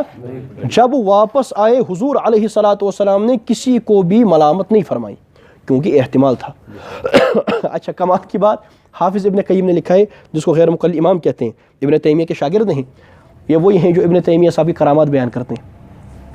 اچھا، ابن قیم وہ یہ کہتے ہیں کہ جن حضرات نے وہاں پڑھی، اچھا جن حضرات نے وہی نماز پڑھی، انہوں نے ظاہر حدیث کے مطابق پڑھی یا مراد کے مطابق پڑھی؟ انہوں نے مراد کہ اسے مراد کیا تھی، اور جنہوں نے وہاں جا کر پڑھی انہوں نے ظاہر حدیث کے مطابق۔ ابن قیم کہتے ہیں جنہوں نے وہی پڑھی ان کا اجتہاد درست تھا، ان کو 2 اجر ملے، اور جنہوں نے وہاں بنی قریظہ جا کر کے پڑھی ان کو صرف 1 اجر ملا۔ یعنی ظاہر حدیث پر عمل کرنے والے کا اجتہاد غلط تھا، اور جس نے مراد کو لے لیا اس کا اجتہاد درست تھا۔ تو ہم غیر مقلد سے پوچھتے ہیں کیا ظاہر حدیث کے خلاف کرنے والے کو بھی 2 اجر ملتے ہیں؟ ٹھیک، اگر کہیں گے ملتے ہیں آپ کا مسئلہ کی سارا ختم، اگر کہتے ہیں نہیں ملتے ابن قیم کا فیصلہ کرو۔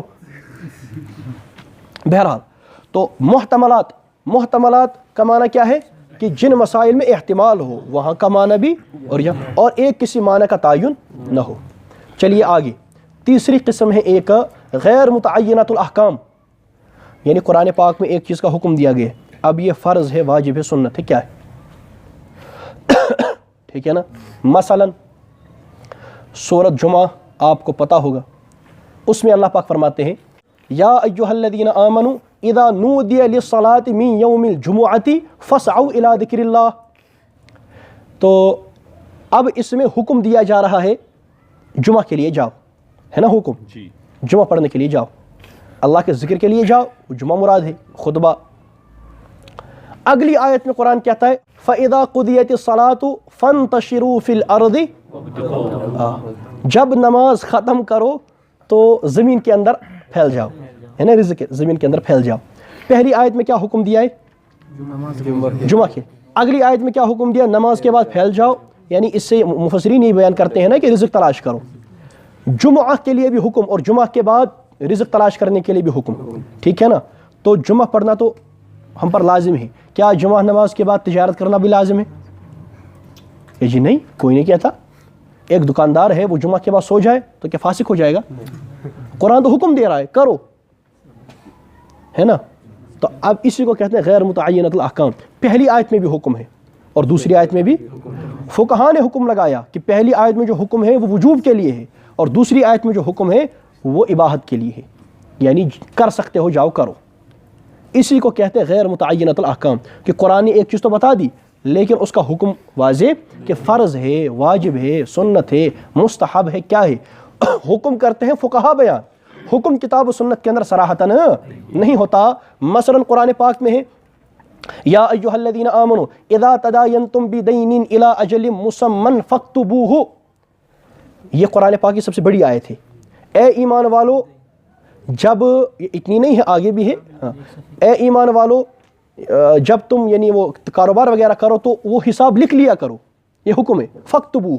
اب ایک دکاندار یہ زبانی یاد رکھتا ہے تو کیا گنہگار فاسق ہو جائے گا؟ نہیں ہوگا. ٹھیک ہے نا. یہ دکاندار ٹھیک یہ روٹیاں بیچتا ہے، بیکری بیچتا ہے، اب منتظر صاحب رکھیں کیا حساب؟ زبانی یاد، تو کیا فاسق ہو جائیں گے؟ نہیں ہوں گے. کیوں؟ یہ حکم وجوب کے لیے نہیں ہے. یہ کس نے بتایا؟ یہ فقہا نے بتایا. بات سمجھ آئی؟ قرآن پاک میں بہت ساری چیزیں لکھی ہوتی ہیں لیکن ان کے احکامات لکھے ہوئے نہیں کہ فرض ہے، واجب ہے، سنت ہے. یہ احکامات کون بیان کرتا ہے؟ فقہا. مجتہد بیان کرتے ہیں، مجتہد بیان کرتا ہے اور ہم اس کو مان لیتے ہیں. تو یہ تین. اور چوتھی قسم اجتہادی مسائل کی وہ یہ جو مسئلہ کتاب و سنت میں ہو ہی نہ صراحتاً. مثلا اس کی مثال دوں گا. پانی کے اندر مکھی چلی گئی. آسان سی مثال اور سب کو سمجھ میں آنے والی مثال.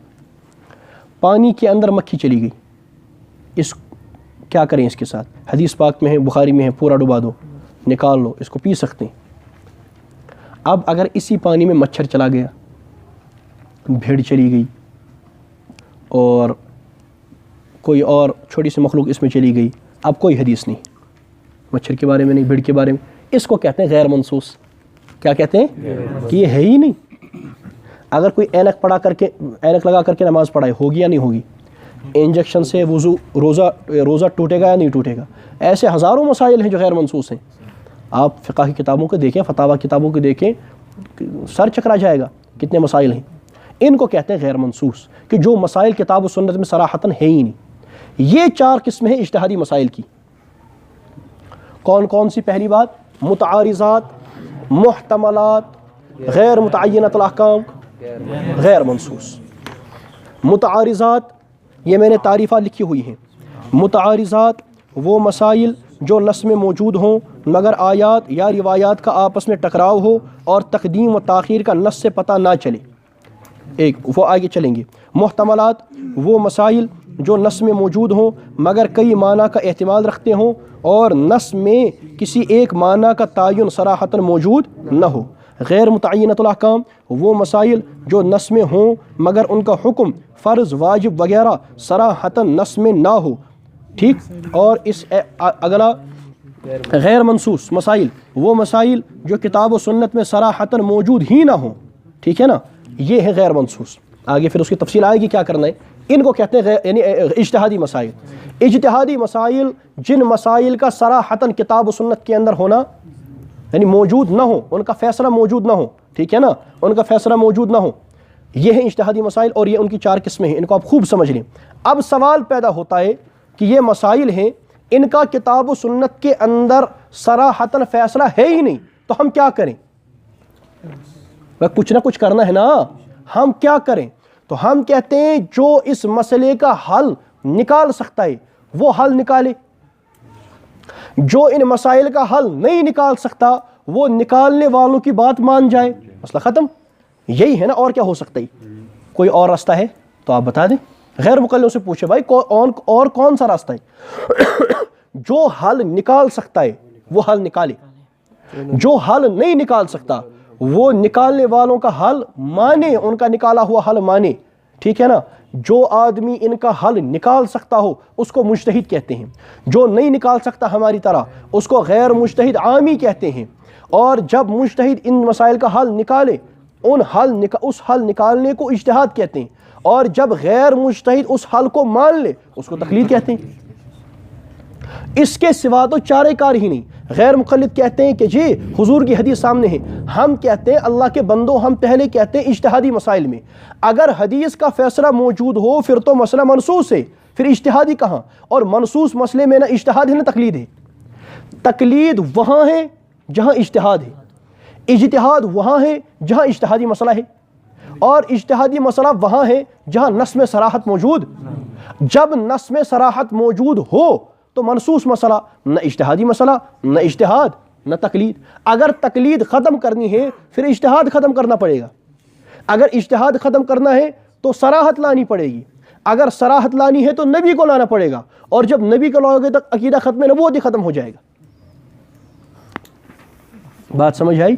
تو غیر مقلد کہتے ہیں حضور کے مقابلے میں ہم کہتے ہیں اللہ کے بندوں ہم نے پہلے کہہ دیا اجتہادی مسائل، جب لفظ اجتہادی مسائل آ گیا اسی لفظ نے بتا دیا کہ حضور کا فیصلہ موجود ہے ہی نہیں، اسی لیے ہم مجتہد کی بات مان رہے ہیں۔ اگر حضور کا فیصلہ ہو پھر تو منصوص مسئلے کہ اس کی اتباع ہوگی، پھر تو مجتہد کی تقلید ہے ہی نہیں۔ میری کچھ بات پلے پڑی؟ لہٰذا اجتہادی مسائل جن مسائل کا فیصلہ کتاب و سنت میں موجود نہ ہو۔ نمبر 2، مجتہد جو ان مسائل کو حل کر سکتا ہو۔ نمبر 3، غیر مجتہد جو ان مسائل کو حل نہیں نکال سکتا، یعنی حل کرنے کی صلاحیت نہیں رکھتا۔ اب غیر مجتہدوں میں جو مجتہد کی بات مان لے ایسے غیر مجتہد کو کیا کہتے ہیں؟ مقلد۔ اور جو غیر مجتہد خود بھی غیر مجتہد ہے، مسئلے کا حل نہیں نکال سکتا اور مجتہد کی بات بھی نہ مانے، ایسے غیر مجتہد کو کیا کہتے ہیں؟ لا مذہب۔ ایسے غیر مجتہد کو کیا کہتے ہیں؟ غیر مقلد نام سے یہ مشہور ہوئے ہیں، اس بات کو خوب سمجھ لیں، ان کا اصل نام غیر مقلد نہیں ہے، یہ اتنے پکے ٹھکے مقلد ہوتے ہیں آپ اس کا اندازہ نہیں کر سکتے، اتنے کٹر قسم کے مقلد ہوتے ہیں اپنی جہالت کے اور اپنے مولویوں کے، جاہل مولویوں کے، ٹھیک ہے نا۔ یہ لا مذہب اصل نام ہے، غیر مقلد نام سے یہ مشہور ہوئے ہیں، اصل ان کا نام کیا ہے؟ لا مذہب، کیونکہ العامی جو لا مذہب لہو، عامی کا اپنا کوئی مذہب نہیں ہوتا۔ اجتہادی مسائل میں ہم سب غیر مجتہد بیٹھے ہیں، عامی ہمارا کوئی اپنا مذہب۔ اب ہم نے اجتہادی مسائل میں غیر مجتہد ہونے کی وجہ سے کس کے مذہب کا التزام کر لیا؟ امام ابو حنیفہ کا، اسی لیے ہم کہلاتے ہیں حنفی المذہب، ہم اس کی طرف منسوب ہوئے نا۔ شافعی کیا کہلاتے ہیں؟ شافعی المذہب، وہ مالکی المذہب اور وہ حنبلی المذہب۔ اب جو آدمی خود بھی ہو عامی، اس کا اپنا مذہب نہیں اور کسی مجتہد کے بھی مذہب کا التزام نہیں کرتا، اس کو کیا کہتے ہیں؟ لا مذہب، کی اس کا تو کوئی مذہب ہی نہیں اجتہادی مسائل میں۔ اور لا مذہب کا معنی کافر نہیں ہم لیتے، لا مذہب کا معنی جو خود بھی عامی ہو اور کسی مجتہد کی تقلید نہ۔ اور یہ لکھا ہے کتابوں میں لا مذہب لکھا ہے، اور ہمارے جب حضرت مولانا ابو بکر غازی پوری رحمۃ اللہ علیہ نے الدیوبندیہ کا جواب لکھا تھا، اس کا نام ہے وقفۃ مع لا مذہبیہ، اور لا مذہب لکھا ہے۔ تو ان کا اصل نام کیا ہے؟ غیر مقلد نام سے مشہور ہوئے ہیں، اسی لیے لوگوں کو سمجھانے کے لیے ہمیں یہ نام استعمال کرنا پڑتا ہے غیر مقلد، ورنہ اصل نام کیا ہے؟ اصل نام لا مذہبی ان کا۔ تو اب دیکھیے مجتہد کیا کرتا ہے؟ وہ اجتہاد کرتا ہے، وہ ایک قاعدہ دیتا ہے۔ میں آپ کو آپ کی زبان میں سمجھاؤں، ہم جب اسکول پڑھتے تھے، اسکول میں ہم پڑھتے تھے الجبرک، وہاں وہ فارمولا انہوں نے رکھی ہوتی ہے چیپٹر سے پہلے، ٹھیک ہے نا، a² + b² + c²، ٹھیک۔ اور لطف کی بات ہمیں جو میڈم پڑھاتی وہ بھی غیر مقلد تھی تو a² + b² + c²، تو اب وہ فارمولا دی ہوتی ہے۔ اس کے بعد کیا لکھا ہوتا ہے؟ اس کے بعد وہ بتاتے ہیں آگے یہ اسباق آنے والے ہیں، آگے یہ ایکسرسائز آنے والی ہے، اس میں جتنے سوالات ہوں گے اس فارمولا کے ذریعے ان سوالات کو حل کرنا ہے، یہی کہتے ہیں نا۔ دیکھیے جس آدمی نے سب سے پہلے وہ فارمولا بنائی وہ الجبرک کا مجتہد ہے، کیا ہے؟ اور آج جو لوگ اس فارمولا کو مانتے ہیں، چونکہ وہ اس معاملے میں جاننے والے اتنے ماہر نہیں، اسی لیے وہ الجبرک کے معاملے میں اس کے مقلد ہیں سب کے سب۔ مجتہد کیا کرتا ہے؟ وہ ایک فارمولا دیتا ہے، وہ ایک قاعدہ دیتا ہے، اس قاعدے کے تحت پھر نیچے سارے مسائل کیا ہو جاتے ہیں؟ حل۔ جو قاعدہ نکالنے کی صلاحیت رکھے وہ مجتہد، جو نہ رکھے وہ غیر مجتہد، پھر جو اس قاعدے کو مان لے وہ غیر مجتہد مقلد، اور جو نہ مانے وہ غیر مجتہد لا مذہب۔ آئی بات سمجھ؟ اب میں یہاں آ کر کے سمجھاتا ہوں۔ حدیث پاک میں آیا یہ مکھی کی مثال، وہ چلی گئی نکال لو، وہ پی سکتے ہیں۔ اب مچھر چلا گیا، اب بھیڑ چلی گئی، اب کوئی اور چیز چلی گئی، تو کیا کریں؟ مجتہد نے نکالا قاعدہ، کیونکہ صراحت تو نہیں ہے نا، اب مسئلہ اجتہادی ہے یا منصوص ہے؟ اجتہادی ہے۔ اب اجتہادی مسئلے میں کیا کرنا ہے؟ اس کو حل کرنا ہے۔ مجتہد نے نکالا قاعدہ، اس نے قاعدہ نکالا، کہا دیکھو اس مکھی کے اندر دم مصفوع نہیں ہوتا. دم مصفوع یعنی بہنے والا خون. اب جس کے اندر بھی دم مصفوع نہ ہو ان سب میں حکم جاری ہوگا. تو قاعدہ کس نے نکالا؟ مجتہد نے نکال لیا قاعدہ. اب مجتہد صاحب کی چائے کے اندر چلی گئی بھیڑ، مچھر چلا گیا، مجتہد نے نکال لیا. وہ تو خود مجتہد ہے نا، اس نے فیصلہ نکال لیا. اب ہم بیٹھے، میں یہاں بیٹھا ہوں، اس میں مچھر چلا گیا، اس میں کوئی بھیڑ چلی جائے تو میں اس کو ڈبا کر کے نکال لوں گا. کیوں کہ میں نے مجتہد کا قاعدہ مان لیا. میں نے مجتہد کا قاعدہ تو میں نے اس کی تقلید کرتے ہوئے مسئلے کا حل مان لیا. اب غیر مقلد بیٹھا ہے، لا مذہب بیٹھا ہے، وہ نہ مجتہد ہے نہ مقلد ہے. ان کو ہم کہتے ہیں تم کیا کرو گے؟ مچھر چلا گیا، نکالو گے تو کس حدیث سے، نہ نکالو گے تو کس حدیث سے. اگر کہو گے پاک ہے تو کس حدیث سے، ناپاک ہے تو کس حدیث سے. اسی لیے حضرت اکاڑوی رحمۃ اللہ علیہ فرمایا کرتے تھے تصور کی دنیا میں، کہا مچھر کہتا ہے، مچھر پانی میں گرا ہوا مچھر، کہا ساری دنیا غیر مقلد ہو جائے، مجھے پانی کے گلاس سے دلیل کے ساتھ نکال کر کے دکھا دے. لیکن حنفیوں سے ڈرتا ہوں، 5 سال کا بچہ بھی آ جائے گا نکال لے گا، وہ مقلد ہے، اس نے مانا ہوا ہے. اجتہادی مسائل میں غیر مقلدوں کے پاس کوئی دلیل ہے ہی نہیں، دلیل کیا کوئی حل ہی نہیں ہے. میری بات سمجھ آئی؟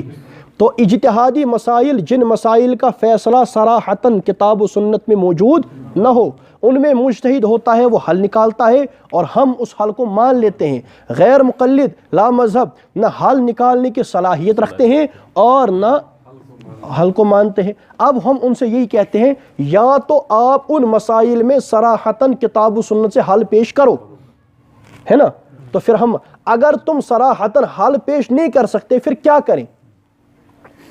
ہم ہمسائے کے گھر سے تب چینی لائیں گے جب ہمارے اپنے گھر میں ختم ہو جائے.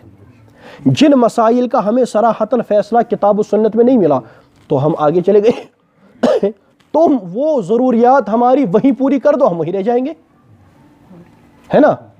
تو ہماری ضروریات، ہمیں نماز پڑھنی ہے، ہمیں مسائل کا حل چاہیے، ہمیں روزہ رکھنا ہے، ہمیں مسائل کا حل چاہیے، ہمیں اپنی روزمرہ کی زندگی. تم وہ سارے مسائل کتاب و سنت سے نکال دو، ہم فقہ حنفیہ کو چھوڑ دیں گے، ہے نا. بھائی تم چھڑانا چاہتے ہو فقہ حنفیہ، مگر مسائل آئے کہاں سے؟ کہ جی وہ تو ہمیں نہیں پتہ. لہٰذا ہمارا دعویٰ کیا ہے؟ اجتہادی مسائل میں غیر مجتہد پر مجتہد کی تقلید واجب ہے. اب اجتہادی مسائل کی پہلی قسم متعارضات. ایسے مسائل میں مجتہد رفع تعارض کے لیے اجتہاد کرتا ہے. کس کے لیے اجتہاد کرتا ہے؟ ہاں، ٹکراؤ دور کرنے کے لیے. اس حدیث پر عمل کریں گے یا اس حدیث پر. اور مقلد اس کا اجتہاد مانتے ہوئے اس کی تقلید کرتا ہے. دوسرا، محتملات جن میں کئی معنی کا احتمال ہو. ایسے مسائل میں مجتہد تعیین معنی کے لیے اجتہاد کرتا ہے اور مقلد اس کا اجتہاد مانتے ہوئے اس کی تقلید کرتا ہے. اچھا، غیر متعینۃ الاحکام. ایسے مسائل میں مجتہد ان کا حکم بیان کرتا ہے اور مقلد اس حکم کو مانتے ہوئے اس کی تقلید کرتا ہے. اور آخر میں غیر منصوص. یہ عبارت شاید پوری سمجھنا ہے تو سمجھا دیں گے انشاءاللہ. ان مسائل میں مجتہد فرع کے اندر اصل کی علت موجود ہونے کی وجہ سے فرع کو اصل پر قیاس کر کے اس میں بھی اصل کا حکم جاری کر دیتا ہے اور مقلد اس قیاس کو مانتے ہوئے اس کی تقلید کرتا ہے. یعنی غیر منصوص مسئلہ وہ تو نہیں ہے نا کتاب و سنت میں، جیسے یہی، ٹھیک ہے نا. اب اس میں ایک ہے مکھی. مکھی کا مسئلہ تھا منصوص اور مچھر کا مسئلہ کیا تھا؟ غیر منصوص. اب مجتہد نے کیا کیا؟ اس نے ایک علت مشترکہ نکالی. علت یعنی مکھی کے اندر اس نے کہا کہ دم مصفوع نہیں ہے اور اس میں بھی دم مصفوع مقیس علیہ اور مقیس کے اندر ایک علت مشترکہ ہوتی ہے.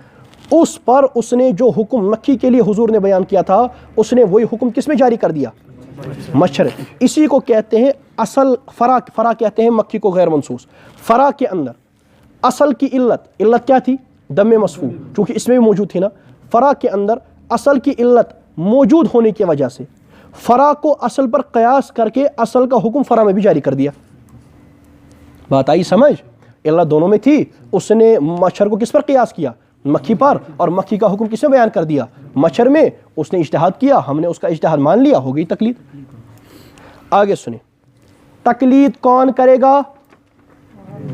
غیر مجتہد. کیوں؟ کہ وہ خود حل کس کی کرے گا؟ کیوں؟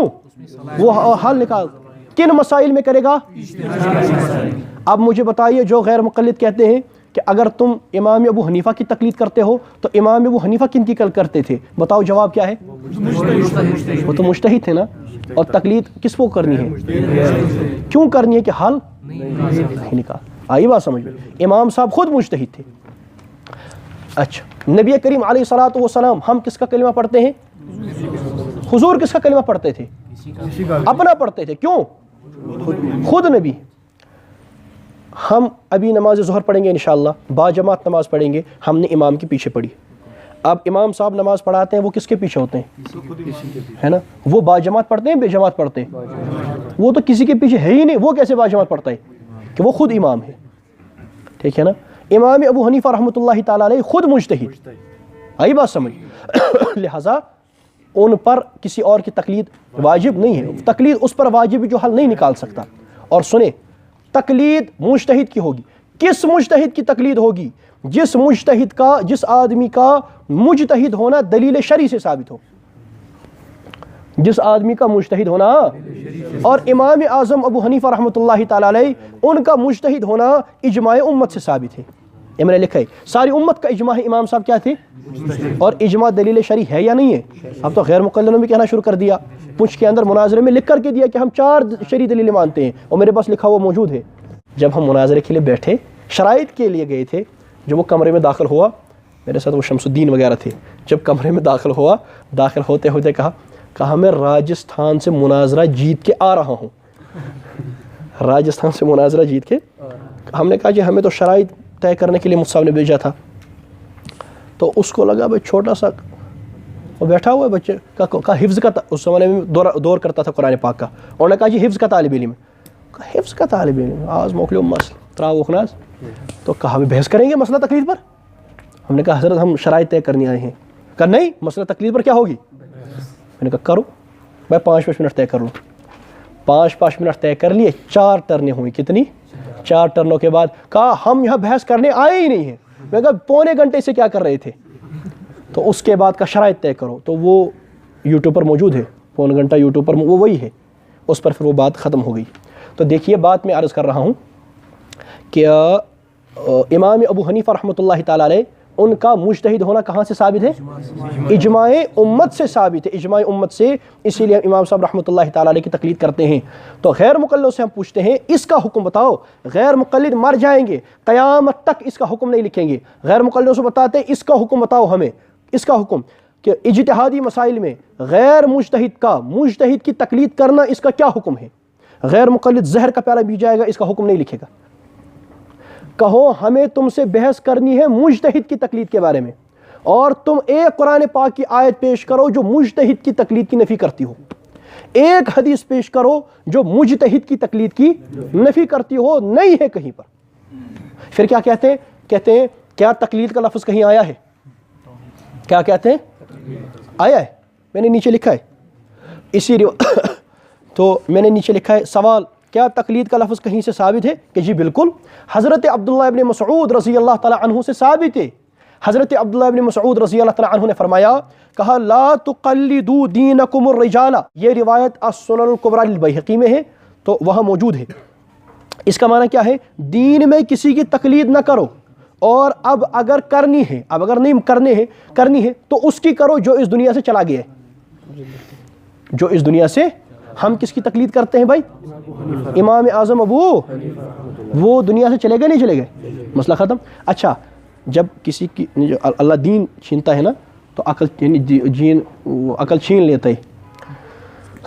یہ روایت زبیر علی زی صاحب نے لکھی ہے کتاب میں, دین میں تقلید کا مسئلہ, اور ہمارے خلاف لکھی ہے. کیا لکھی ہے؟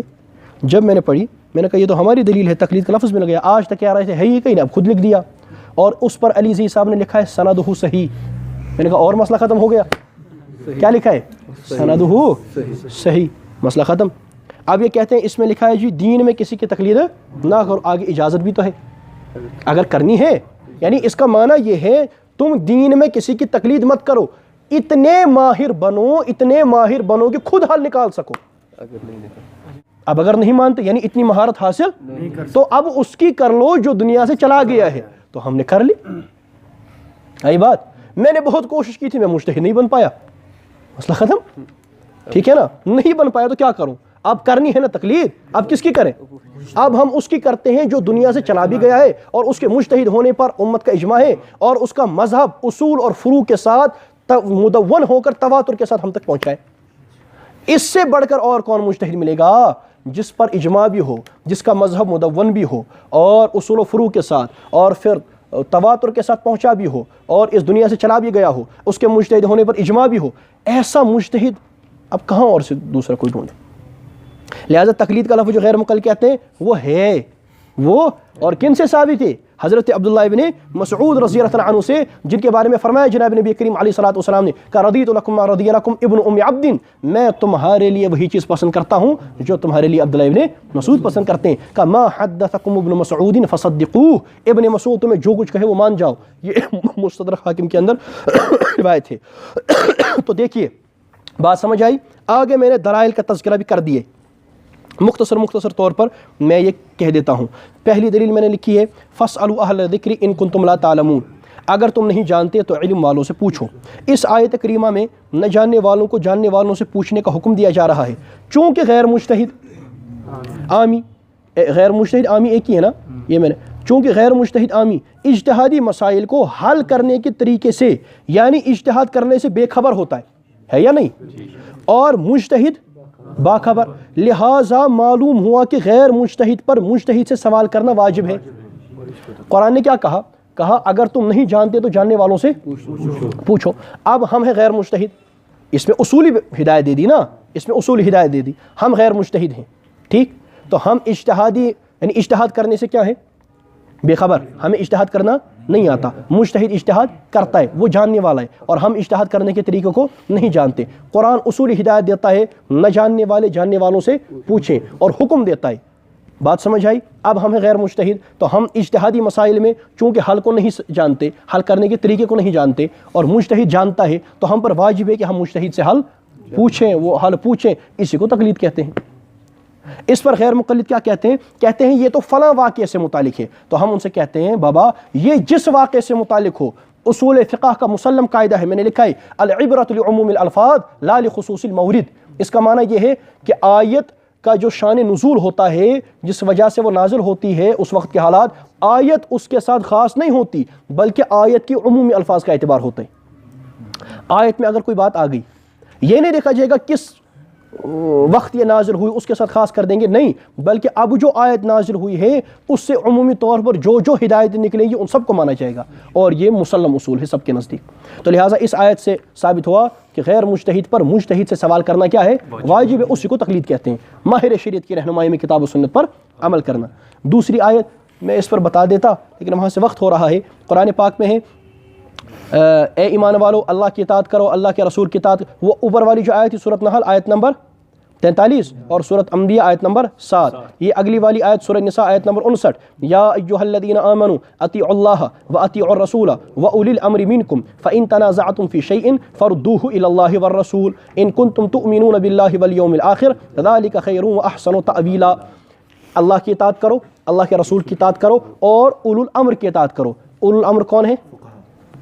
قرآن سے پوچھیں، اسی قرآن پاک میں سورۃ نساء آیت نمبر 83 میں ہے الذین یستنبطونہ منہم، اولو الامر ان کو کہتے ہیں جو استنباط کر سکتے ہوں۔ استنباط کا معنی اجتہاد۔ اب میں استنباط پر کچھ بحث کرتا لیکن وقت نہیں ہے، آئندہ انشاءاللہ کلاس میں اس کو تھوڑا سا اور کھول دیں گے۔ تو استنباط کر سکتے ہوں، استنباط یعنی اجتہاد کر سکتے ہوں، تو قرآن پاک نے خود اولو الامر کی تشریح کر دی۔ اولو الامر وہ ہیں جو اجتہاد کر سکتے ہوں، مجتہدین۔ تو قرآن پاک نے حکم دیا اللہ کی اطاعت، اللہ کے رسول کی اطاعت اور مجتہدین کی اطاعت۔ مجتہد کی اطاعت کب ہوگی بھائی؟ جب وہ اجتہاد کرے گا، ورنہ تو منصوص مسئلہ ہے، جب مجتہد اجتہاد کرے گا تو غیر مجتہد کیا کرے گا؟ اطاعت کرے گا، اسی کو کیا کہتے ہیں؟ ماہر شریعت کی رہنمائی میں کتاب و سنت پر عمل کرنا۔ اس پر غیر مقلد کہتے ہیں کہ اس پر آگے لکھا ہے فَإِن تَنَازَعْتُمْ فِي شَيْءٍ فَرُدُّوهُ إِلَى اللَّهِ وَالرَّسُولِ، اب اگر اور تنازع ہو تو اللہ رسول کی طرف لوٹا دو، تو واپس وہیں پہنچے۔ ہم کہتے ہیں اگر سوچ سمجھنے کی تمہارے اندر صلاحیت ہوتی تم غیر مقلد نہیں ہوتے۔ دھیان رکھیں، اللہ نے کہا کس کی اطاعت کرو؟ اللہ کی پہلی، اب اس کے بعد کس کی کہا؟ رسول۔ اس کے بعد کس کی کہا؟ اولو الامر۔ مجتہد کی اطاعت کب ہوگی بھائی؟ جب وہاں فیصلہ موجود نہ ہو، جب وہاں فیصلہ، جب پہلے ہی فیصلہ موجود تھا تو اولو الامر پر آتے کیوں؟ اولو الامر مجتہد پر ہم تب آئیں گے جب اجتہادی مسئلہ ہوگا، جب اوپر فیصلہ. اب اگر اوپر فیصلہ ہوگا ہے نا تو اولو الامر پر ہم تب ہی آئے جب وہاں صراحتاً موجود. اب آگے قرآن کیا کہتا ہے؟ اب اگر تنازع ہو تو واپس وہیں چلے جاؤ. ہم تو وہاں سے گھوم کے آ چکے ہیں، ہمیں تو پھر سے وہیں آنا ہے، تو ہم تو راؤنڈ میں ہی لگے رہیں گے پوری زندگی. میری کوئی بات سمجھ آئی؟ ہم اللہ رسول کتاب اور سنت دیکھ کر کے آئے، صراحتاً فیصلہ نہیں تھا، مجتہدین پر پہنچے. آگے غیر مقلدوں والا معنی بتا رہا ہوں، یہ قرآن پاک پر اعتراض نہیں ہے، غیر مقلدوں والے معنی پر اعتراض ہے کہ وہ معنی غلط کرتے ہیں. اب اگر اس کا یہی معنی ہے کہ سچ میں جو غیر مقلد والا معنی سب امت وہ سب کچھ چھوڑ چھاڑ کر چلی جائے اور وہ پھر سے وہ استنباط شروع کر دے خود، تو وہ تو وہاں سے آ چکے ہیں نا، ٹھیک ہے نا، اب وہاں جانے کی ضرورت اس کا یہ معنی نہیں ہے، بلکہ یہ تو ہو جائے گا تحصیل حاصل کہ جو کام پہلے سے ہو چکا ہے پھر سے وہ کام کرنے جا رہے ہیں. دیکھیے یہ پھر جائیں گے قرآن پاک پر، جب وہاں مسئلہ ہوتا وہ تو پہلے ہی مل جاتا. اب کوئی نئی آیت گڑھ کر کے وہ مسئلہ نکالے گا، کوئی اور تھوڑی نئی حدیث گھڑی جائے گی تو مسئلہ نکالا جائے گا. بلکہ اس کا معنی یہ ہے اطیع اللہ سے مراد قرآن، اطیع اللہ سے مراد اطیع رسول سے مراد سنت. اس کے بعد وَأُولِي الْأَمْرِ مِنْكُمْ مجتہدین، چونکہ ابھی تنازع کی بات نہیں ہے. اس کا معنی جب تنازع نہیں ہے تو اتفاق ہے، اور جب مجتہدین کسی مسئلے میں اتفاق کر لیں اس کو اجماع کہتے ہیں. کیا کہتے ہیں؟ تنازع نہیں ہے تو کیا ہے؟ اتفاق. یہ وَأُولِي الْأَمْرِ مِنْكُمْ کے اندر اجماع کہ اب کس کی اطاعت کرو؟ اجماع کی، چونکہ مجتہدین کا کیا ہو گیا ہے؟ اتفاق. اب اگر فَإِن تَنَازَعْتُمْ، اب مجتہدین میں اختلاف ہو گیا، امام صاحب کی رائے الگ، امام شافعی کی رائے الگ، امام مالک کی رائے الگ، امام احمد بن حنبل کی رائے اب ہو گئے نا. فَإِن تَنَازَعْتُمْ، آگے یہ جو حکم ہے نا فَرُدُّوهُ إِلَى اللَّهِ وَالرَّسُولِ، یہ صراحتاً حکم ہے مجتہدین کو کہ اب تم قیاس کرو. فَرُدُّوهُ إِلَى اللَّهِ وَالرَّسُولِ، اب قرآن پاک میں بھی صراحتاً نہیں، سنت میں بھی صراحتاً اور اجماع بھی نہیں رہا. اب مجتہد کیا کریں؟ اب یہ حکم دیا جا رہا ہے اب اس مسئلے کو کتاب و سنت کی طرف لوٹاؤ، یعنی اب قیاس کرو، کیونکہ قیاس کہتے ہیں رد النظیر الی النظیر. تو یہ حکم جو ہے نا فردوہ الی اللہ والرسول، یہ مجتہدین کو ہے صراحتاً کہ تم مسائل کو واپس کہاں لے کر کے جاؤ؟ کتاب و سنت پر. وہاں سے قاعدہ نکالو. ابھی میں نے بتایا نا کیا نکالیں گے وہاں سے؟ قاعدہ، یا اجتہاد کریں گے، رفع تعارض کریں گے، کوئی تعین احتمال کا تعین کریں گے، کسی معنی کا احتمال کریں گے، یعنی کسی معنی کا تعین کریں گے اور قیاس کریں گے. اور اب جو ہم جیسے غیر مجتہد ہوں ہم کیا کریں؟ تو قرآن کہتا ہے لا یکلف اللہ نفسا الا وسعها، ہم تو وسعت سے زیادہ مکلف ہی نہیں ہے نا، تو اب ہم قیاس نہیں کر سکتے، ہم اس کے مکلف ہیں ہی نہیں کہ ہم قیاس کریں. جب ہم اس کے مکلف نہیں تو اب کیا کریں گے؟ اب یہ جب حکم نکال کر کے لائیں گے تو ہم اس کو مانیں گے، جب نکال کر کے لائیں گے تو اجتہاد، ہم مانیں گے تو تقلید. آئی بات سمجھ؟ یہ ہے معنی. اور اگر غیر مقلد والا معنی لیں کہ نہیں صراحتاً سب کو حکم دیا جا رہا ہے پھر سے کتاب و سنت میں دیکھو، تو یہ تو تحصیل حاصل ہے نا، وہاں سے دیکھ کر کے آ چکے ہیں. اور یہ جو میں نے معنی بتایا یہ تفسیر رازی میں بھی ہے، تفسیر کبیر میں بھی، اور احکام القرآن جو جساس کی ہے اس میں بھی ہے. تو لہٰذا یہاں سے بھی ثابت ہوا کہ مجتہدین کی تقلید کرنی ہے. آگے میں نے ایک حدیث پاک بتائی ہے، اس کو مختصر طور پر سمجھ لیں.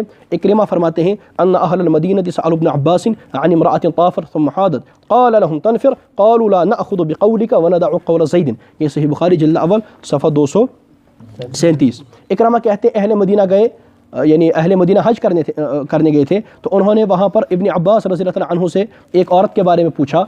وہ طواف کر رہی تھی، اس کو حیض آ گیا. اب ابن عباس نے کہا وہ نکل جائے، چلی جائے. ان کو کیا کرنا تھا؟ وہ چلی جاتی. انہوں نے کہا لا نأخذ بقولک وندع قول زید.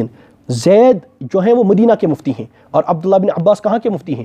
مکہ کے. مدینہ والوں نے کہا ابن عباس سے ہم تیری بات لے کر زید کے قول کو نہیں چھوڑیں گے. اس کا معنی وہ زید کی تقلید شخصی کرتے تھے. تقلید شخصی کس کو کہتے ہیں؟ ایک کی ماننا، ایک کی ماننا.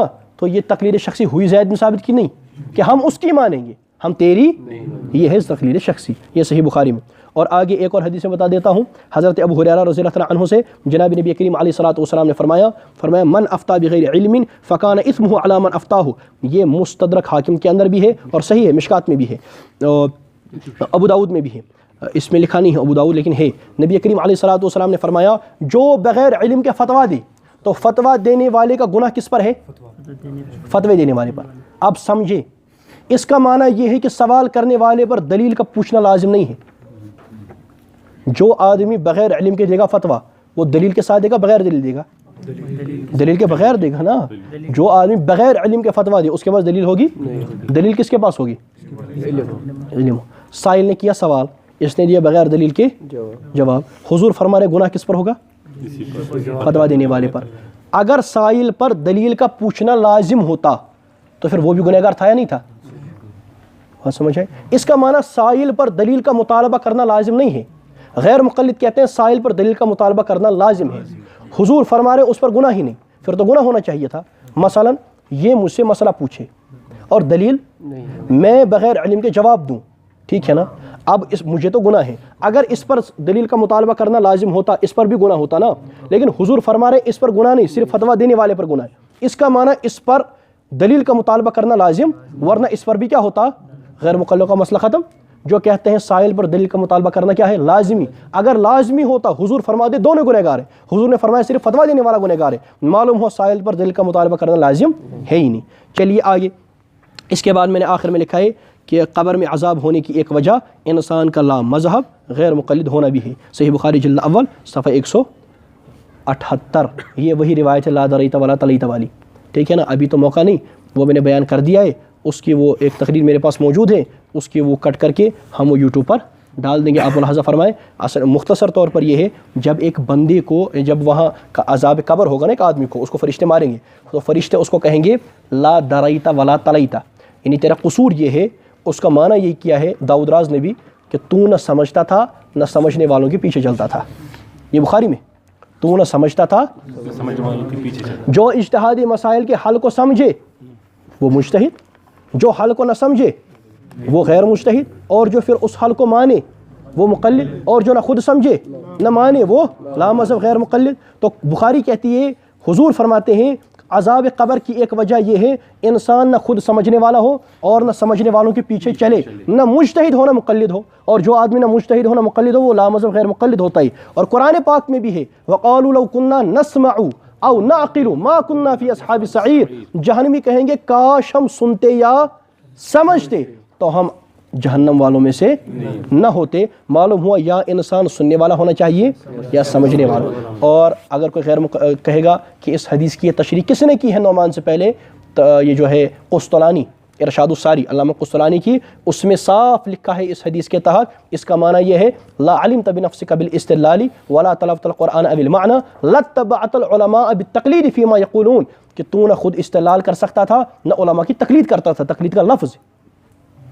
تو عذاب قبر کی ایک وجہ کہ آدمی نہ مجتہد ہو نہ مقلد ہو. تو یہ ساری بات سمجھ آئی. تو ہمارا دعویٰ اجتہادی مسائل میں غیر مجتہد پر مجتہد کی تقلید واجب ہے. غیر مجتہد اس کا حکم بیان, یعنی غیر مقلد اس کا حکم لا مذہب اس کا حکم بیان نہیں کریں گے. وہ کفار والی آیت لا کر کے یہاں فٹ کر دیں گے, لیکن مجتہد کی تقلید کے بارے میں وہ سوال نہیں کر سکتے. تو یہ میں نے مختصر طور پر وضاحت کر دی ہے. تو اور یہ آئے گا بھی, اور یہ ایک ہفتہ آپ اس پر تیاری کریں. یہ آپ نے پکڑ لیا ہے, باہر ہمیں اور ملیں گے, ہم وہ سب میں تقسیم کر دیں گے انشاءاللہ. اس کو دیکھیں, جو بات سمجھ نہیں آئی یہ یوٹیوب پر آئے گا, اس کو دیکھیں. اور جو بات سمجھ نہیں آئی وہ گروپ بنایا ہوا ہے نا, اس میں سوال لکھ کر کے بھیجیں, ہم جواب لکھ کر کے بھیج دیں گے. مکمل تیاری کر کے آئیں. اور آئندہ انشاءاللہ برابر 10 بجے سے پہلے پہنچے. 10 بجے سے 11 بجے تک اس مسئلے پر تذکرہ ہوگا اور اس کے متعلق گفتگو ہوگی, اور 11 بجے کے بعد پھر اگلا مسئلہ شروع ہوگا. خوب تیاری کریں, ایسی تیاری کریں کہ ہم خود بھی سمجھنے والے بن جائیں, دوسروں کو بھی سمجھانے والے بنیں. اللہ پاک سمجھنے کی توفیق عطا فرمائے. اچھا, تقلید مطلق, تقلید کسی مجتہد کی بات ماننا لیکن متعین شخص نہ ہو. ہم اس مجتہد کی بھی مانیں گے, اس مجتہد کی بھی مانیں گے, اس مجتہد کی بھی مانیں گے.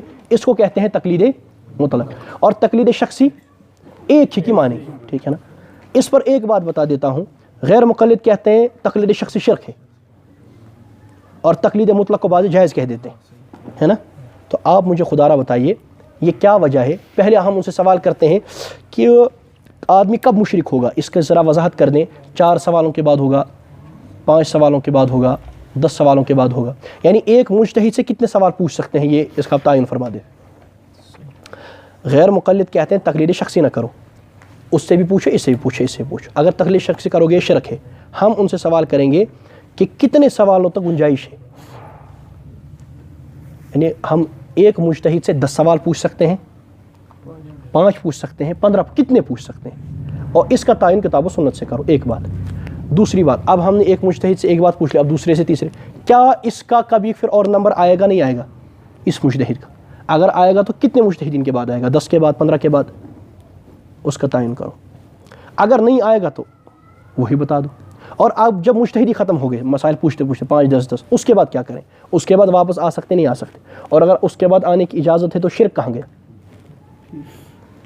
یہ غیر مقلد جس دن وضاحت کر دیں گے نا تو ہم اس دن شرک لکھ دیں گے. کیا ایک مجتہد سے 10 مسئلے پوچھ سکتے ہیں؟ یعنی یہ پاگلوں والی بات ہے کہ ایک اگر یہ کہتے ہیں ناجائز ہے، کہتے ہیں بتوں سے تشبیہ دیتے ہیں، یعنی ان کے کہنے کا مقصد یہ ہے کہ ایک آدمی 50 بتوں کے سامنے جھکے یہ تو جائز ہے، لیکن ساری عمر ایک بت کے سامنے جھکتا رہے یہ ناجائز ہے. بات سمجھ آئی؟ جب تقلید ناجائز ہے وہ مطلق بھی ہوگی شخصی بھی ہوگی، اور جب جائز ہے وہ مطلق بھی ہوگی اور شخصی بھی ہوگی. یہ یعنی بت کے سامنے جھکنا ناجائز ہے، یہ ایک کے سامنے جھکے تب بھی مشرک، یہ 10 کے سامنے جھکے تب بھی مشرک. تم ہی تعین کر دو، 10 کے بعد نہیں پوچھ سکتے یا 20 کے بعد نہیں پوچھ سکتے، اس کا جواب دو. یہ شرک کہتے ہیں نا، شرک والے سے کیا مراد؟ اللہ کے ساتھ نہیں، یہ کہتے ہیں شرک فی الرسالت، حضور کے منصب کے ساتھ شرک. شرک بھی کہیں گے تو ہی ہاں وہ اس سے پوچھ لیں، وہ کچھ بھی کہہ سکتے ہیں. تو میں یہ بات عرض کرتا ہوں، ہم نے پہلے بتا دیا اجتہادی مسائل، اور اجتہادی مسئلہ جس میں حضور علیہ الصلوۃ والسلام کا صراحتاً موجود، جب ہے ہی نہیں تو ٹکراؤ ہے ہی نہیں، اور جب صراحت ہوگی تو اجتہادی مسئلہ ہے ہی نہیں، تقلید ہے ہی نہیں. بات سمجھ آئی؟ اللہ پاک سمجھنے کی توفیق عطا فرمائے. سبحان اللہ و بحمدہ، سبحانک اللہم و بحمدک، اشہد ان لا الہ الا انت، استغفرک و اتوب الیک. سبحان ربک رب العزۃ عما یصفون، وسلام علی المرسلین، والحمد للہ رب العالمین. سبيل الدموع سبيل مريح، تنهدى يا صاحي كي تستريح، وبث الدعاء الخفي الصريح، يسعك الفضاء.